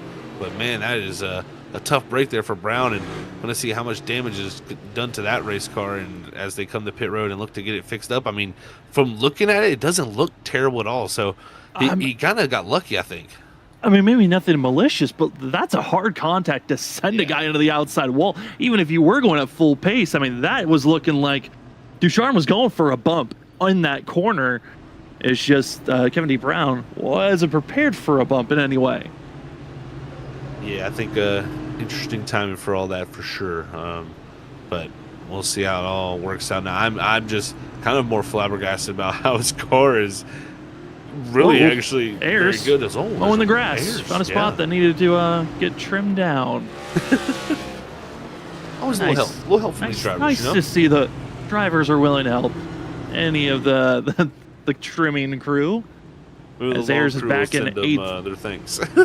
Ayers back in 18th place, losing the rear end after the nose of the 6th machine of Johnny Barker as they were racing off a pit road. Luckily, no one else involved with that one, but staying out, old tires. Chad Coleman also going to be seeing Eric Jensen. Jensen, who brought out the yellow. Zach does not pit for tires. And here's the potential reason why. Everyone was given 3 sets of tires here tonight. Jensen has pitted 3 times. Same for Coleman. Guys might have forgotten to uncheck their tires, and they might have already used all of their sets with these final 45 laps here tonight. Was that the final pit stop of the evening? It's time to find out, as it's Jensen, Coleman. Coleman on the outside going to be the lead driver as we are green for the Moonshine 180 from North Wilkesboro. The way some of these guys have been driving, you might be thinking they're under the influence as Kevin D. Brown tackling on the inside, but Ducharme rips the top, utilizing the run in the 16 to the inside for the lead. Wow, Ducharme takes advantage of that. There goes the 34. He holds on, though. A little bit of a tap going to be on the outside, locks up the tires, straighten out the 34, and he'll continue to race on. What is Ducharme, Coleman, as well as Kevin D. Brown going to be your front runners. Mark Whitley trying to find a way to get around, if possible. And this is on as everyone is cycling back and forth, and we're also might be having a bracket challenge battle between the 71 of Brett Hahn and the 8 of Chad Coleman. They're racing to see who will be in the championship race next week. Will it be the 8 or will it be the 71? Is there just a few now, just one position difference between the two drivers? But like for majority of the race, Brett Hahn has had the upper hand on Coleman, who's had a very turbulent race to say the least after that multiple incidents he's been involved in. There's a car wrecking in the background. I think it was Arabia Clayton, but he somehow is in the grass and we stay green, but somehow Hahn able to get around but loses the nose, and he's going to be back fighting there. Almost thought about it for the 33 of Scott Simley to make it 3 wide, but Hahn now around that 8 machine. That's him moving on in the bracket if it stays this way. This is just what Hahn has been doing, keeping the nose out of trouble, finding a way to finish these races. The first probably 2-3 races of the season, Hahn was caught up in some massive wrecks. But since this bracket challenge started, he has been finishing fantastic. He's been moving to each round, and tonight just showing the right tire strategy might be in the right foot of the 71. As that turn 3 machine continues to rip and roll up front, though, it is Tyler Ducharme all in his own zip code. The battle for third, Kevin D. Brown and Mark Whitley, they're starting to have a challenge between one another. And really, you got to give credit to Ducharme on who took the giant surge on the outside, built the run, and made all the big passes that immediately got him up front. He did definitely take advantage of restarting up top. And trouble for Coleman. He'll spin around after contact with the 34 of Tucker. Oh, tough night for Coleman, man. It continues for him. I mean, restarted from the lead there, and now dropped back to 14th and involved in this yellow. So it continues to, if it rains, it continues to pour for him. It certainly does. More drivers calling it an evening. Dustin Coggins, Tim Rogers, Mike Kelly out of this race with Steve Redder, Anthony M. Galatoni, Chris Progrard, Maddox Beard, also Kevin S. McDonald, and also going to be seeing the one machine out of this thing. But Zach, I mean, there's your G-Stone Motors replay. It's just the 834 having some great racing action between the two, and next thing you know, everyone's going to make some evasive maneuvers around the 8 machine.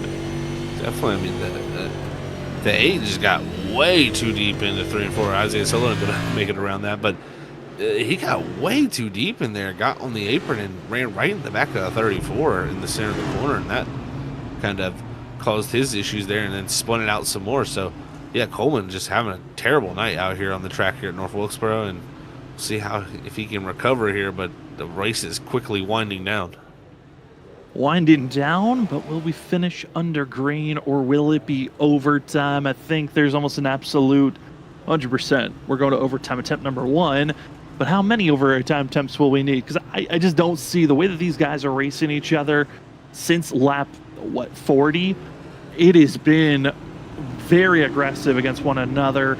You've been having to make the big moves. Everyone's been getting loose also off the exit of the corner. If you're not hitting a guy, you're snapping loose out of 4. This just is a sign of it's going to be a long evening, and we're not done yet.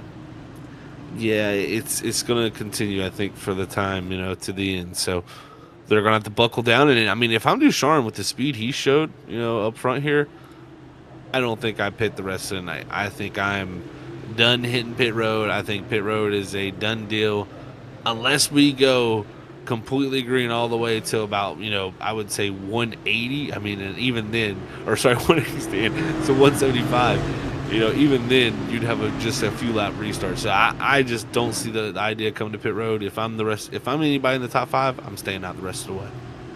Well, the field's stacked up, ready to get back to green flag racing action. Remember, when the checkered flag is thrown, we're not done just yet. We've got the Riptide Radio post-race show. We'll talk to our top 3, get you ready for next week's race. Don't want to miss out on that coverage as we are back to green flag racing. Johnny Barker officially has called it now, so only 23 drivers are out on track and only 18 on the lead lap, and it's Tyler Ducharme leading the charge. But for how long will Kevin D. Brown let that slide with some of the contact that's been made? Or will Mark Whitley in the 71 Harpoon Designs driver go for the big surge? Whitley, I mean, just a power move through 3 and 4. Just drove right to the bottom, put the power down, and he is now in second. And this could be Ducharme's worst nightmare. This driver right here might be able to match the pace of the 16, or will it be the 16 who holds him back? Because I tell you what, the rest of them are fighting. It could very well spiral out of control here again. You are attacking for every little thing. Even teammates, even allies have been getting into one another, as Josh Parker as well as Christian Angel have had a couple of rubs back and forth. Tyler Humphrey, his competition is going to be Mark Whitley if the 9 wants to move on to the championship round. And everyone's searching for a little bit of speed here and there, but ultimately it's still Tyler Ducharme leading the charge as Parker ducks down the 26. He's making some good runs on the inside at this current moment. Josh Parker, yeah, I mean, he is making a great run on the bottom, just showing everybody that, hey, you can make this work down here if you just be patient, and he's done a good job here. Unfortunately, going to lose a good run through 1 and 2 there, and it looks like Hahn might clear, but down here in 3 and 4, I like what he's doing here, running this bottom side. He's really making good ground up. It's just very tough to do it down here in 1 and 2. Just squeezing each and every corner on entry, on exit. Drivers almost getting into one another. Hahn almost gets to the outside quarter panel of Simley. Not able to do so as the Harpoon Design drivers of the 34 of Steve Tucker and Angel side by side for a moment, but moving forward, still the 9. And here we go, Zach. The battle we were waiting for, and it won't even happen. It's a wreck further behind. Joe Hudson goes spinning as Sutherland and Angel just got close to one another. I was watching it the whole time to see if anything transpired when he got up to him. But, yeah, the yellow comes out, and we stay to even grounds for now between those two, but it looks like the 14, they're going to get loose off of 4. Sam and just unfortunately spin it right there in front of Chad Coleman, who had nowhere to go. But you can see down here in 3 or 1 and 2, Clayton had an issue there in the 30, and it just seems like the 14 here a little bit too loose here off the exit of 4. Where do you go? Because there's just nowhere really to be, but finishing the job was Coleman to Hudson, and Hudson will go around. Coleman keeps driving on through. Lowell's having his issues, but I think all eyes are now glued up to what will happen between the 79 of Angel and the 74 of Isaiah Sutherland. They've already had a moment on track making contact. They also were under pacing when we saw Isaiah Sutherland race up the track to give a couple of extra bumps to the 79. What will happen here as we're about to have one of our final restarts of the evening? Definitely we're going to get near down to the end of this thing, but we'll see what happens between those two. But I'm interested to see on that front row, you're going to have Whitley now trying to make the charge, but now Brown going to be for the first time on that second row. That could give him a better opportunity to fight for even the lead. Sometimes restarting third is better than restarting second, so we'll see if that is the opportunity that Kevin Brown could take. Or look at Scott Simley. He's not too far behind at 33. He could always be a factor. You know, he's been a consistent driver this season so far. Simley's looking for a good finish. A win would be so lovely for the 33. There's a lot of drivers that are hungry for a win. And we know that Ducharme was trying to set up these passes as cleanly as possible, but who's willing to use the chrome horn? A little bit of a bump and run action. Is anyone willing to do it? As Mark Whitley wants to absolutely make sure he's on the outside, as it looks like Tyler Ducharme will take the inner groove. And here we go. That's the front row. Zach, you liking where the 71 is, or would you prefer if he was on the inside? Personally, if I'm the 71, I'm liking starting on the outside. I think that gives me a better chance to hold on the second. So I think it's going to be tough unless you time the restart well enough to stay alongside the 16. I think your biggest goal is keep that 93 from passing you. About to get back to racing action as the field is set, and it's Tyler Ducharme already clear heading into turn number 1. Up into that top row, and Mark Whitley trying to get a good apex for himself to hold on for second place as Kevin D. Brown is keeping it side by side. Rest of the field, Poconos, find some clean air. Hopefully you're the one that's going to be up front as we're almost 3 wide for second place as Whitley defends both positions. And Tyler Ducharme crossed the line. 21 laps to go here from North Wilkesboro. Ducharme trying to run away from these drivers as everybody behind him is trying to find their way to hunt him down, but it's going to be tough because you got so much going on. Whitley has cleared the battle, but it's Scott Simley and Kevin D. Brown battling for third, but Simley's able to take control of the 33, put him in the podium position. And seeing Brett Hahn on the outside, he's got Isaiah Sutherland right behind him in the 74. Sutherland trying to look for an opportunity to get on by, but just can't do so. The 9, as well as Tyler Humphrey. His challenger is the 77 of Mark Whitley. If Whitley falters at any moment and the 9 passes through, that could be a big shift and huge upset in the bracket. As up front, Tyler Ducharme looks good, but trouble further on back. Jensen, Hudson, and many more on the backstretch coming to a halt on the outside.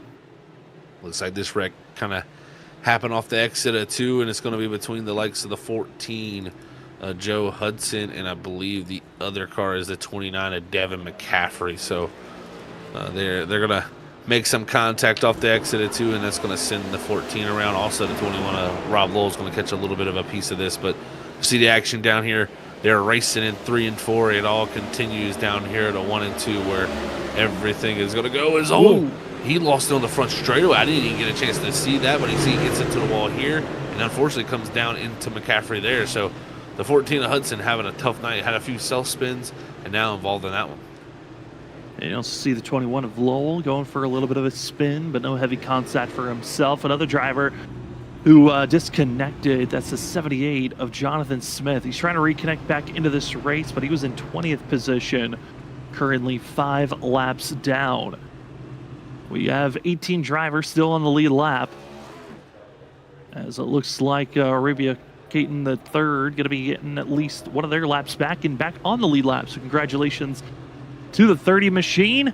As heading into pit road will be the 9 of Tyler Humphrey. And, Zach, at this point, your front is 9 drivers have ran at least 30 laps plus on this set of tires. Not all of it under green flag conditions.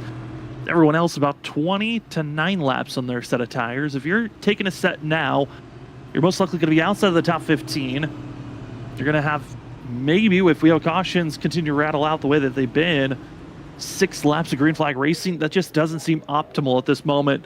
If you're one of these guys that are pitting at this moment in time to take tires like Tyler Humphrey.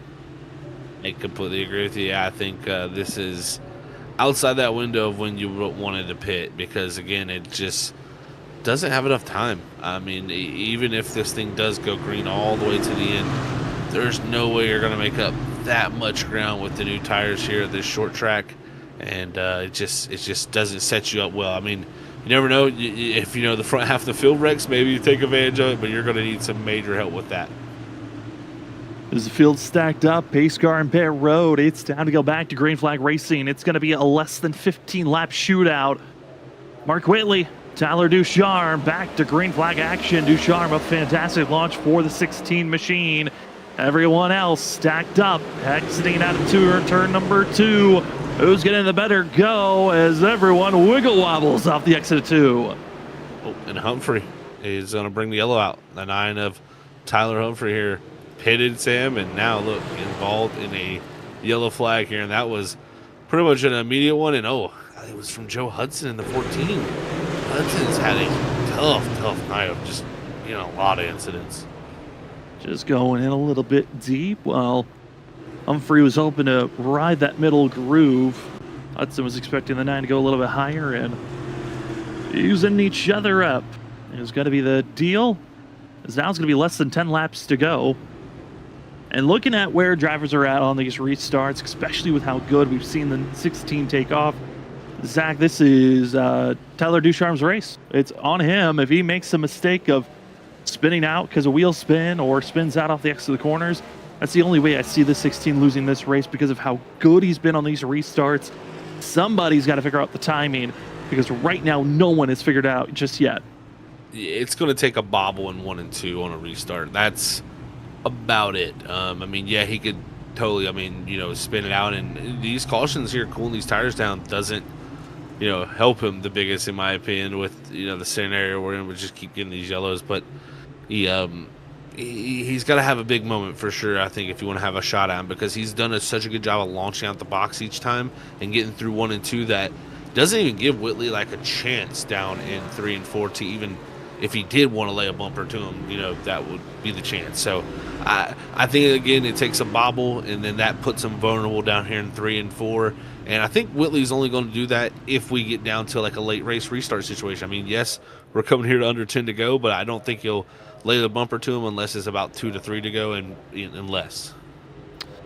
See how these drivers want to take off as you are watching the 802 Next Gen Elite Series Season 1 Race 7 from North Wilkesboro. We are given the admin box 1 to go. We're about to go back to green flag racing action here this evening. Again, when the checkered flag is thrown, don't worry, the coverage is not over. We have ourselves the Riptide Radio post-race show. Talk to the top 3, get you ready for next week's race, and break down tonight's racing action. Hopefully we'll see you after the burnouts are finished, as Tyler Ducharme, Mark Whitley into the restart zone once again. 9 laps to go for the Moonshine 180, and Ducharme is clear and up in front of the 77, just nowhere else for the rest of the field to go. There, like you said, Sam, nowhere else to go. They're all stacked up. Ducharme doing a great job once again down the 3 and 4. Whitley will get clear. That's critical for him if he wants a shot to go battle him. But look at Steve Tucker in the 34. He wants to get up here, maybe fight for a top 5, top 3 position, as he's on the inside of 93 of Kevin D. Brown as we stack up into 1. Everyone just using each other up. A little graze here, a little graze there in the center of the corner, and you're hoping you're not spinning out that driver to the outside, as it is the 33 Assembly, the 34 of Tucker. Tucker's figured out how to stop blinking. He was having really bad connection issues there for a second, but Tyler Ducharme Zach 41 laps on this set of tires and puts down the fastest lap of the race and his fastest lap, but just behind him by 2/1000 of a second, Mark Whitley trying to match the speed. He is kind of matching it almost. That last time there was about a 10th slower, as he's going to have maybe a threat from behind even here possibly as Tucker loose off of 2. He's going to fall back off the likes of Scott Simley. As right now it's Kevin D. Brown who's gotten the first driver attacking him as Josh Parker in the 26. He's trying to get up in the mix as everybody from 5th on back still stacked up. Ducharme, another fastest lap of the day, a .63. The next closest is in the .68. And everyone current pace 2/10 off as Isaiah Sutherland has been shipped off to the outside wall, and he's gonna wreck the 79 of Christian Angel. Oh no. Yeah, that was interesting there. I think the 71 is again over. is the one. Yeah.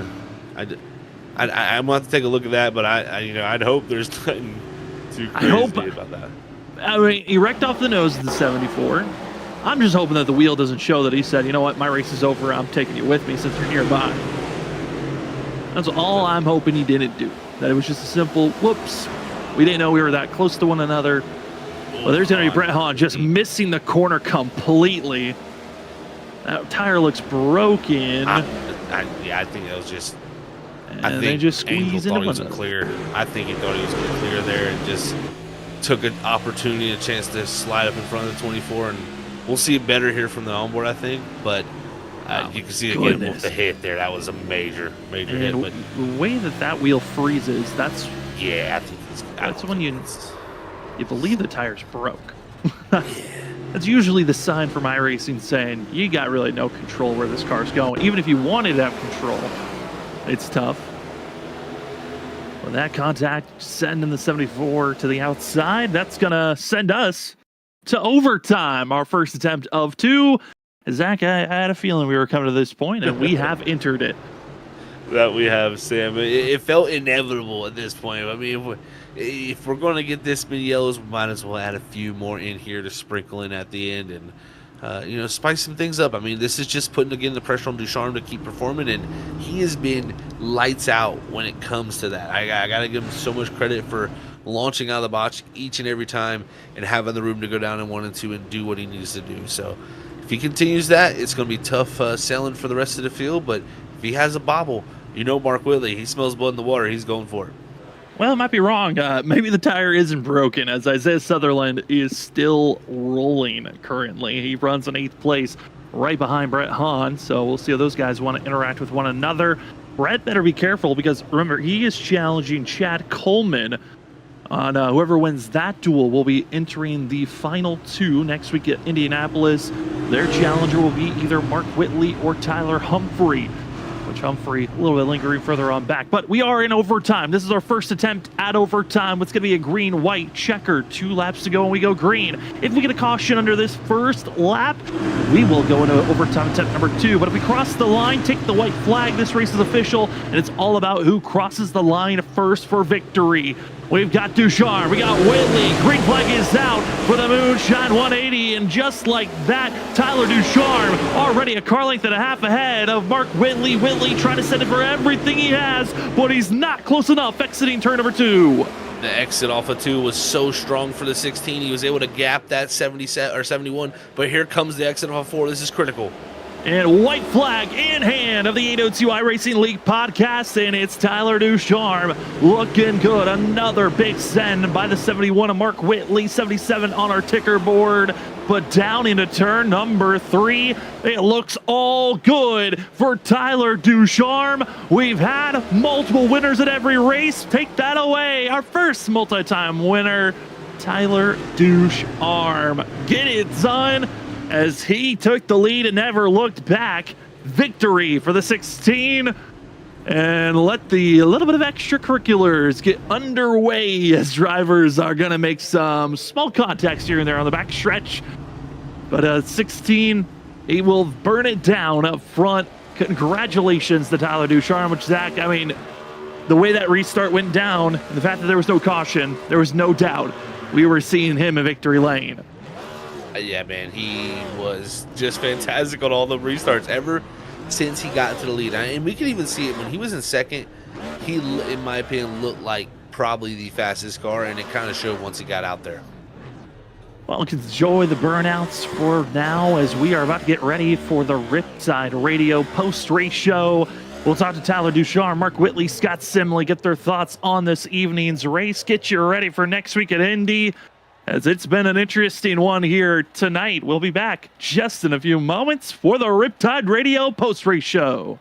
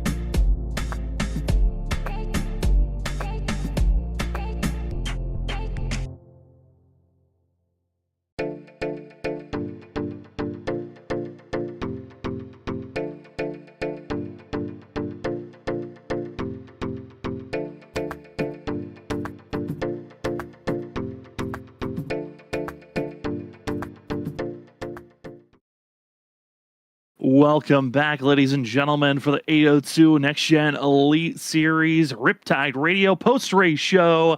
Race 7 is in the books, and we no longer have the streak of having 7 different winners. Instead, we only will have 6 races, 6 different winners, because Tyler Ducharme will get the victory. He got it done back in Atlanta for race number 3 of the season. And we go ahead to Victory Lane to go talk to the 16 machine to get his thoughts on his second victory of the season. Tyler, it's Sam and Zach up at the booth. Congratulations on this win. Had to get it done in overtime, but how are you feeling after the long pacing we had here from North Wilkesboro? Yeah, it was a long race, but it was fun. I mean, you could kind of move around and run different lines, and kind of got caught up in a couple things there, and kind of messed up my tire strategy, and just had to slowly work my way back up to the field. And I knew I had a really good car and could maneuver really well in traffic, so you know, had a pretty heated battle there with Kevin there for the lead. And then I don't know if he kicked up for the yellow, and I was just kind of running the middle and kind of driving in deeper, so I don't know what happened there. He kind of got sideways and got in the fence. Apologize for that, but we were just racing hard for the win. I mean, felt bad, but sometimes, you know, stuff happens, so didn't really mean to kill him. But yeah, it was fun, and I appreciate Mark for racing me clean there too at the end. That was I'd come to find out he's one of the guys you can trust to race with here and race side by side with, and have a lot of fun racing with Mark. Definitely a great finish for you here tonight, Tyler. Congrats on the second win, man. It was fun to watch your battle there with Kevin. That's kind of where I was going, is, you know, you had such a great battle, and it was almost kind of evident that you definitely had a little bit more pace than him. He was doing a good job of just holding you up there on that outer groove. Once you got to the lead, though, was that kind of, and you got the feel out there, the front and control the pace, you know, did that give you the confidence that, you know, you were going to be able to hold everybody off?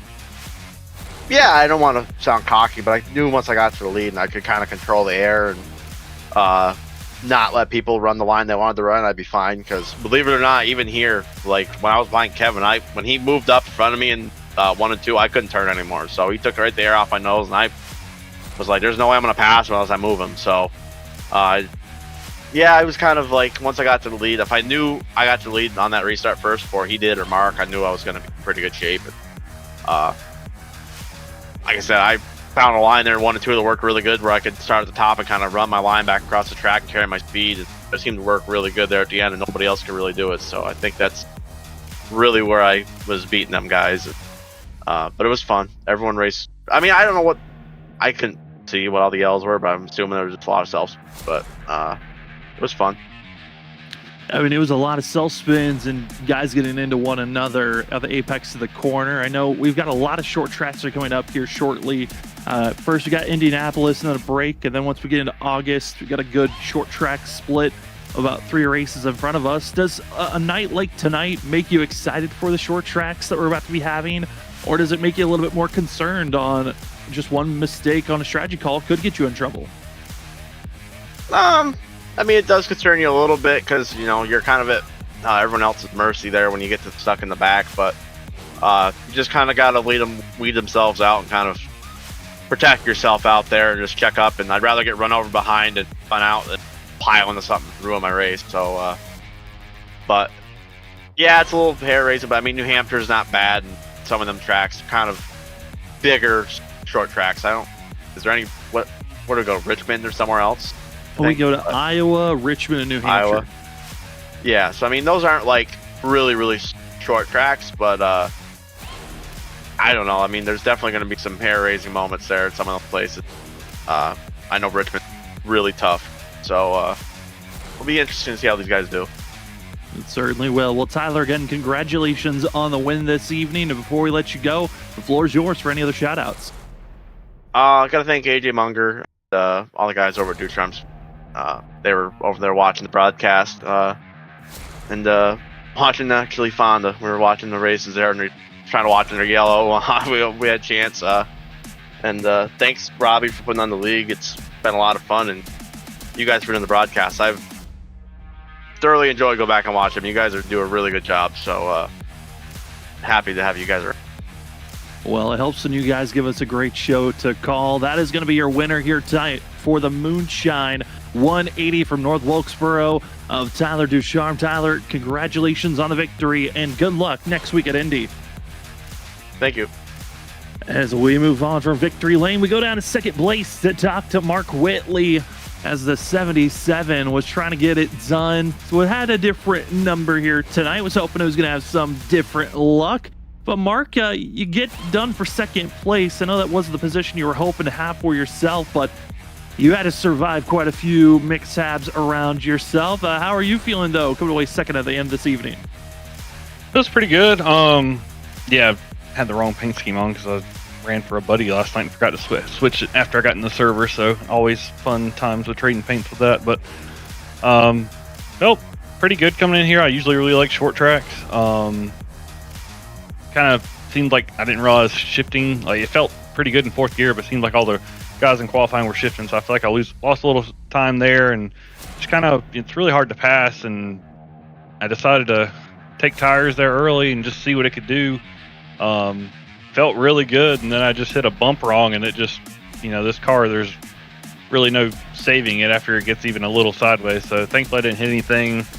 It kind of just got me off cycle for a lot of the racing. If anything, it kind of worked out. I was able to get to the lead eventually, and it felt really good in clean air, and thought we were, destined to drive off into the sunset, and then, some cautions and pitting and getting back in traffic, and 16 there, he had something figured out at the end of the race that I just couldn't match his pace. I felt like we were pretty even, but he had just a little bit more in the tank, and just couldn't get any good jumps on the last few restarts, and it was pretty much just playing defense from there, just trying to make sure I didn't lose second. Well, you did a good job, Mark. Congrats on another great run for yourself, man. Moving on in the bracket, too, for you. That's also great news for yourself. But, the race, like you were bringing up, strategy, and you were at one point in the lead, from a spin, and next thing you know, how hard is it to keep up strategy when you have, like, so many different things going on with these yellows? I think that's probably one of the hardest things as a driver. I think a lot of folks out there don't understand. Yeah, it's, you got to kind of try to keep an eye on how many laps you went green, how many, how much wear you've had on the tires. Sliding off of 4 will definitely hurt the tires. So Honestly, sometimes it just comes down to you just have to run a few laps and see how the tires still feel afterwards. So sometimes it's a gamble to go ahead and stay out. And thankfully, there it kind of worked out because these tires, once you cool them down a little bit, they get a little bit more life back in them. So one good thing in me sliding, it caused a caution, so they let them cool down under the caution. So they got hurt a little bit, but I don't think it was as bad as if I'd have done a loop-de-loo. But yeah, it's just you have to keep it in the back of your mind that everybody, at one point I think there was like 6 different strategies going on. So it's just kind of like, cautions were coming out a little bit more frequently. So you're just trying to, rather be up front. At least I thought so. But then we had like 3 or 4 restarts in a row where people around me were wrecking up the front, and I was like, I don't know where it's safe to be right now. So sometimes it's just a gamble. You like to think you have everything figured out, but honestly, with cautions and stuff, sometimes it's no better than just throwing some dice and hoping for the best result. Well, Mark, there's one result that we can absolutely confirm on is the fact that you're still the points leader. You've been the most consistent driver so far this season with 4 top 5s, 5 top 10s this season with your 1 win earlier on. You're leading the points, and how does that make you feel knowing how this field has been kind of ever changing and you're still able to finish up front? I mean, how does that help with your confidence knowing that we're going to be heading into a pretty rough stretch of tracks for the next probably 6 or 7 races ahead of us? Yeah, it feels pretty good. Like I said, I've just been getting back into this car. This series is the first time I've run it consecutively for probably almost a year at this point. And it's still a little bit of a learning curve. It's still not a huge fan of it. Like I said, you hit a bump wrong and it's like all she wrote, and any other race car that took that bump and you wouldn't even known you hit it. So it's still about learning everything. This car is really, really touchy, twitchy. So just trying to keep the wheels up under it, and having to run like 80% even when you want to run 110%. So it's a little bit of a change in how you have to run these things. So hopefully we can continue the good luck. Last week, I think it was last week, I spun out or got in a wreck and somehow managed to get up there and that was 2 weeks ago actually, but we've had good luck even when we've had bad luck. So we just gotta hopefully continue and minimize the bad and maximize the good luck. Well, it sounds like a good way to go, Mark. Well, congratulations again with 2nd place here this evening. And before we let you go, the floor is now yours for any other extra shout out. Yeah, big shout out Brantley, Harpoon Design over there. He does all my paint jobs. He's usually on the spotter stand. He had some prior commitments tonight, so had Daryl spotting for me. I appreciate him. He does awesome work when Brantley's not there. But if you need a paint job made, just check him out at harpoondesign.com. He does, in my opinion, the best work on trading paints and iRacing in general. So check him out. And then shout out to all the league drivers. I know we had a lot of cautions toward the middle end of the race, but I felt like there was some good green flag racing there, and it's pretty good to come to a short track and actually have more than 5 laps of green at one point. So that was pretty fun. And shout out for you guys for putting on a great broadcast. Should be entertaining to go back and watch and see how the race unfolded from y'all's point of view. It certainly was something. Well, Mark, congratulations again for 2nd, and good luck next week trying to win the bracket challenge, and enjoy Indy next week. Sounds good, guys. Take it easy. Again, Mark Whitley comes away 2nd here tonight and will also be racing Brett Hahn for the middle of the season bracket challenge. But before we talk about that, let's talk the 3rd place finisher of Scott Simley in the 33, which Simley going to get his 2nd top 5 of the season here tonight. And what a time to grab it for the 33. Scott, it's Sam and Zach up in the booth. You come away 3rd here tonight, but man, was it a hard-fought 3rd place position to grab. How are you feeling after tonight's up and down roller coaster? Yeah, it was a battle there at the end. Wasn't sure how that was going to turn out, but yeah, we got a good finish out of it, so it was good to do. Early on in the race, I wasn't sure really how long I was going to run on a set of tires, but made it to halfway, and then once I saw we lost a lot of cars that were on the lead lap, I thought, no. And then I think I pitted with Tyler and Mark even. I think Mark pitted at the same time I did. I don't know, it was like 50 to go or something like that. So I was even thinking of maybe going and getting it with 25 or something to go, and I'm like, I don't know. We just, with the cautions, I thought that the tires seemed like they cool off and they get some grip back for a little bit. So we just rolled the dice and stayed out and got a top 3, so take it. Definitely a good night for you, Scott. You know, coming in here tonight in a good points position that should push you up even farther. So, congrats on that, man. But you know, you had to restart there, kind of in the wolf's den, almost to say, like in that second and third row for a lot of those restarts to end this race. How did you kind of navigate that to make sure, you know, not only you got a good finish out, but you kind of survived it? Because we've seen all night it was easy to get caught up in stuff on these restarts. Yeah, I'd probably, if I had to choose, I'd take that upper line. And yeah, all those restarts, I think it was 4 restarts in a row there. I starting on the inside, and I'm like, I just don't want to get stuck down here. I'd rather be on that upper line and you know, go from there. But we were able to hold them off and get into that upper groove. But Tyler's fast. Couldn't get up there with Mark, but you know, we just needed some more laps too and see what happened. But it was still fun. Wish we would have had as many cautions as we did, but we got a little bit of green flag in. But yeah, it was still fun. Well, Scott, we're heading to Indianapolis next week before we go into a 3-race streak of short track-ish courses. You got a little taste of the short track here tonight. Does that make you nervous knowing that we're going to have more short tracks in the future, or does this make you a little bit more excited about the racing types that we're going to be having here in the next couple of weeks? No, I like them. No, it should be fun. I mean, Indy, we'll see how that goes. I mean, Indy's Indy, and it's still a good track, but I really like Iowa. My favorite probably is Richmond, so, and then it's, you know, that's a fun track too, so it should be good. I'm not too nervous about it. I like the shorter tracks too, so I'll take them both. We'll see how we do, but probably Richmond, I would say, is probably my favorite track. Well, Scott, congratulations on a top 3 here this evening. And before we let you go, the floor is now yours for any other shout-outs. Yeah, thanks to you guys, Freaky, putting on the broadcast, and G Stone and BG and Stone. You know, everybody that puts this together. I know I repeat all the time, but it's great to have everybody supporting the series, and hopefully everybody enjoyed watching it. And gotta thank teammate Mike for helping out tonight, and I think Joe was there with us too. So I think Mike got loose, and yeah, he's had some good runs lately. But we'll try to regroup as a team and see how we do next week. Can't wait to see how you do, Scott. Congratulations on 3rd. Enjoy it, and good luck at Indy next week. All right, thanks, guys. As that will finish up our interviews here this evening.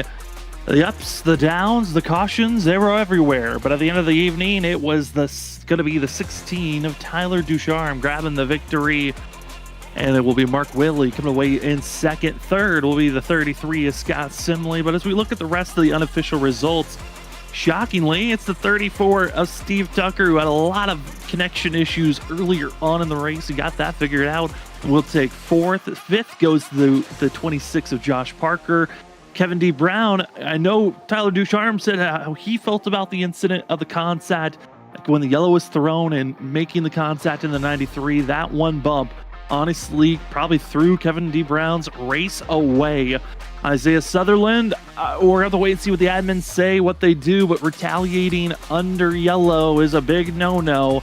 We'll see if this was maybe the last race of Sutherland's season, or will he somehow get graced by the iRacing gods. But in 8th, it's the driver that will be competing against the 77 of Mark Whitley next week at Indy. Who's winning the mid-season bracket challenge? Is it the 77 or the 71? We'll have to find out and wait next week. But the 8th place for Brett Hahn, not a bad place for himself at all.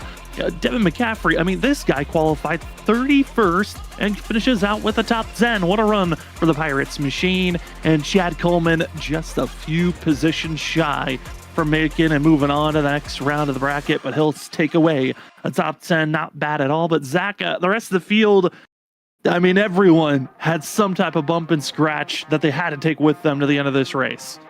Yeah, they definitely did. I mean, you look there also, we had Tyler Humphrey, who finished 12th. He lost out in the bracket challenge, like we said, to Whitley, so he just missed out with the top 10, also missed out of that bracket challenge. But the rest of these guys that we're looking through, man, they had some tough nights. It was hard to stay out of anything. I'd like to even almost see some of these guys incident points going back and looking through, and yeah, it's very few and far between where you see 0, but there's a few guys out there who surprisingly did make it with 0.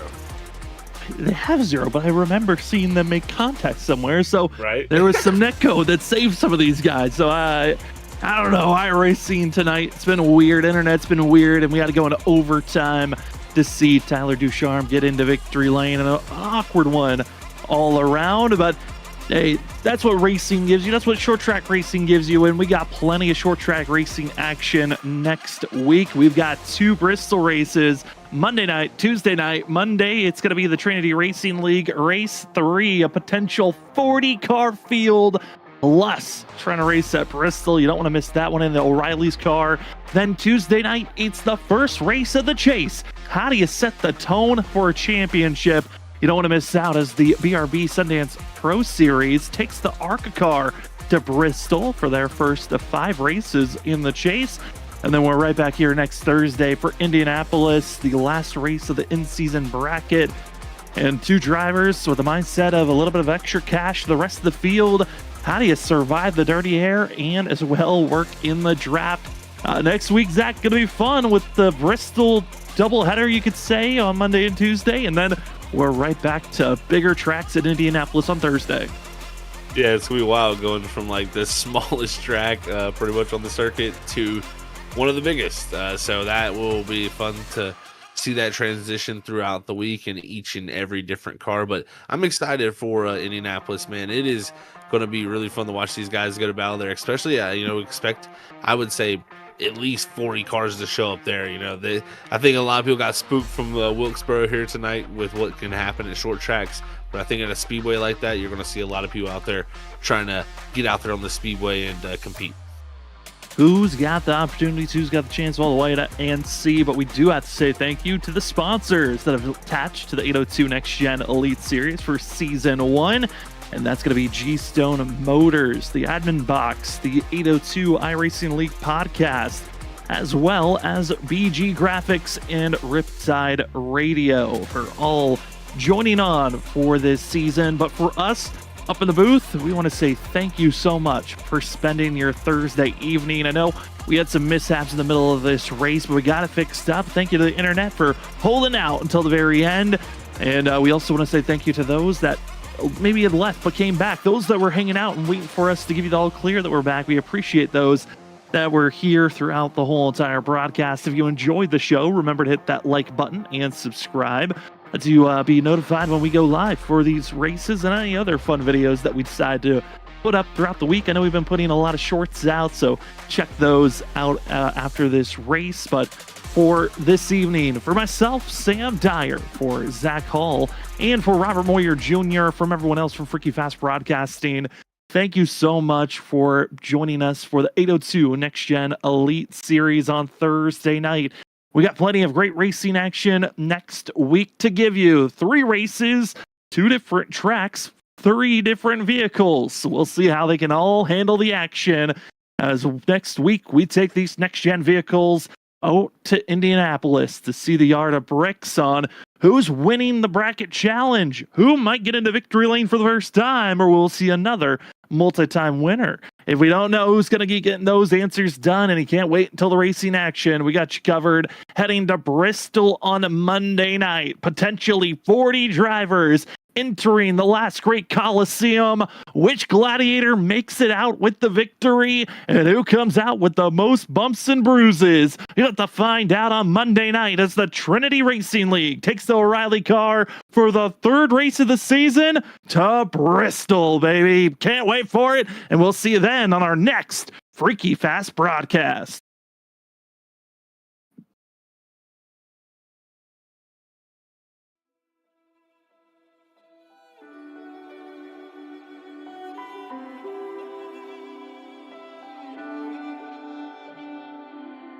I was standing, staying still, never said what I feel, and every time I took the blame, carried all this quiet shame, 'cause all the pressure in my chest, I've gotta fight to catch my breath, when every step still feels the same, trying not to break. Where do I go from here? Maybe I'll disappear. If I don't try, I'll never know. I'm waiting on you. Where do I go from here? There will be no more tears.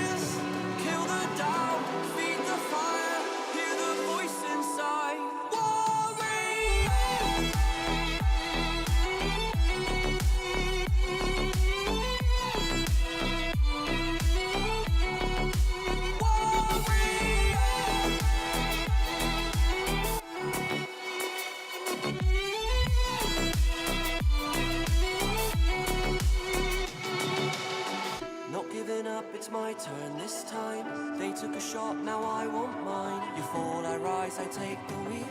So this is how it feels. Where do I go from here?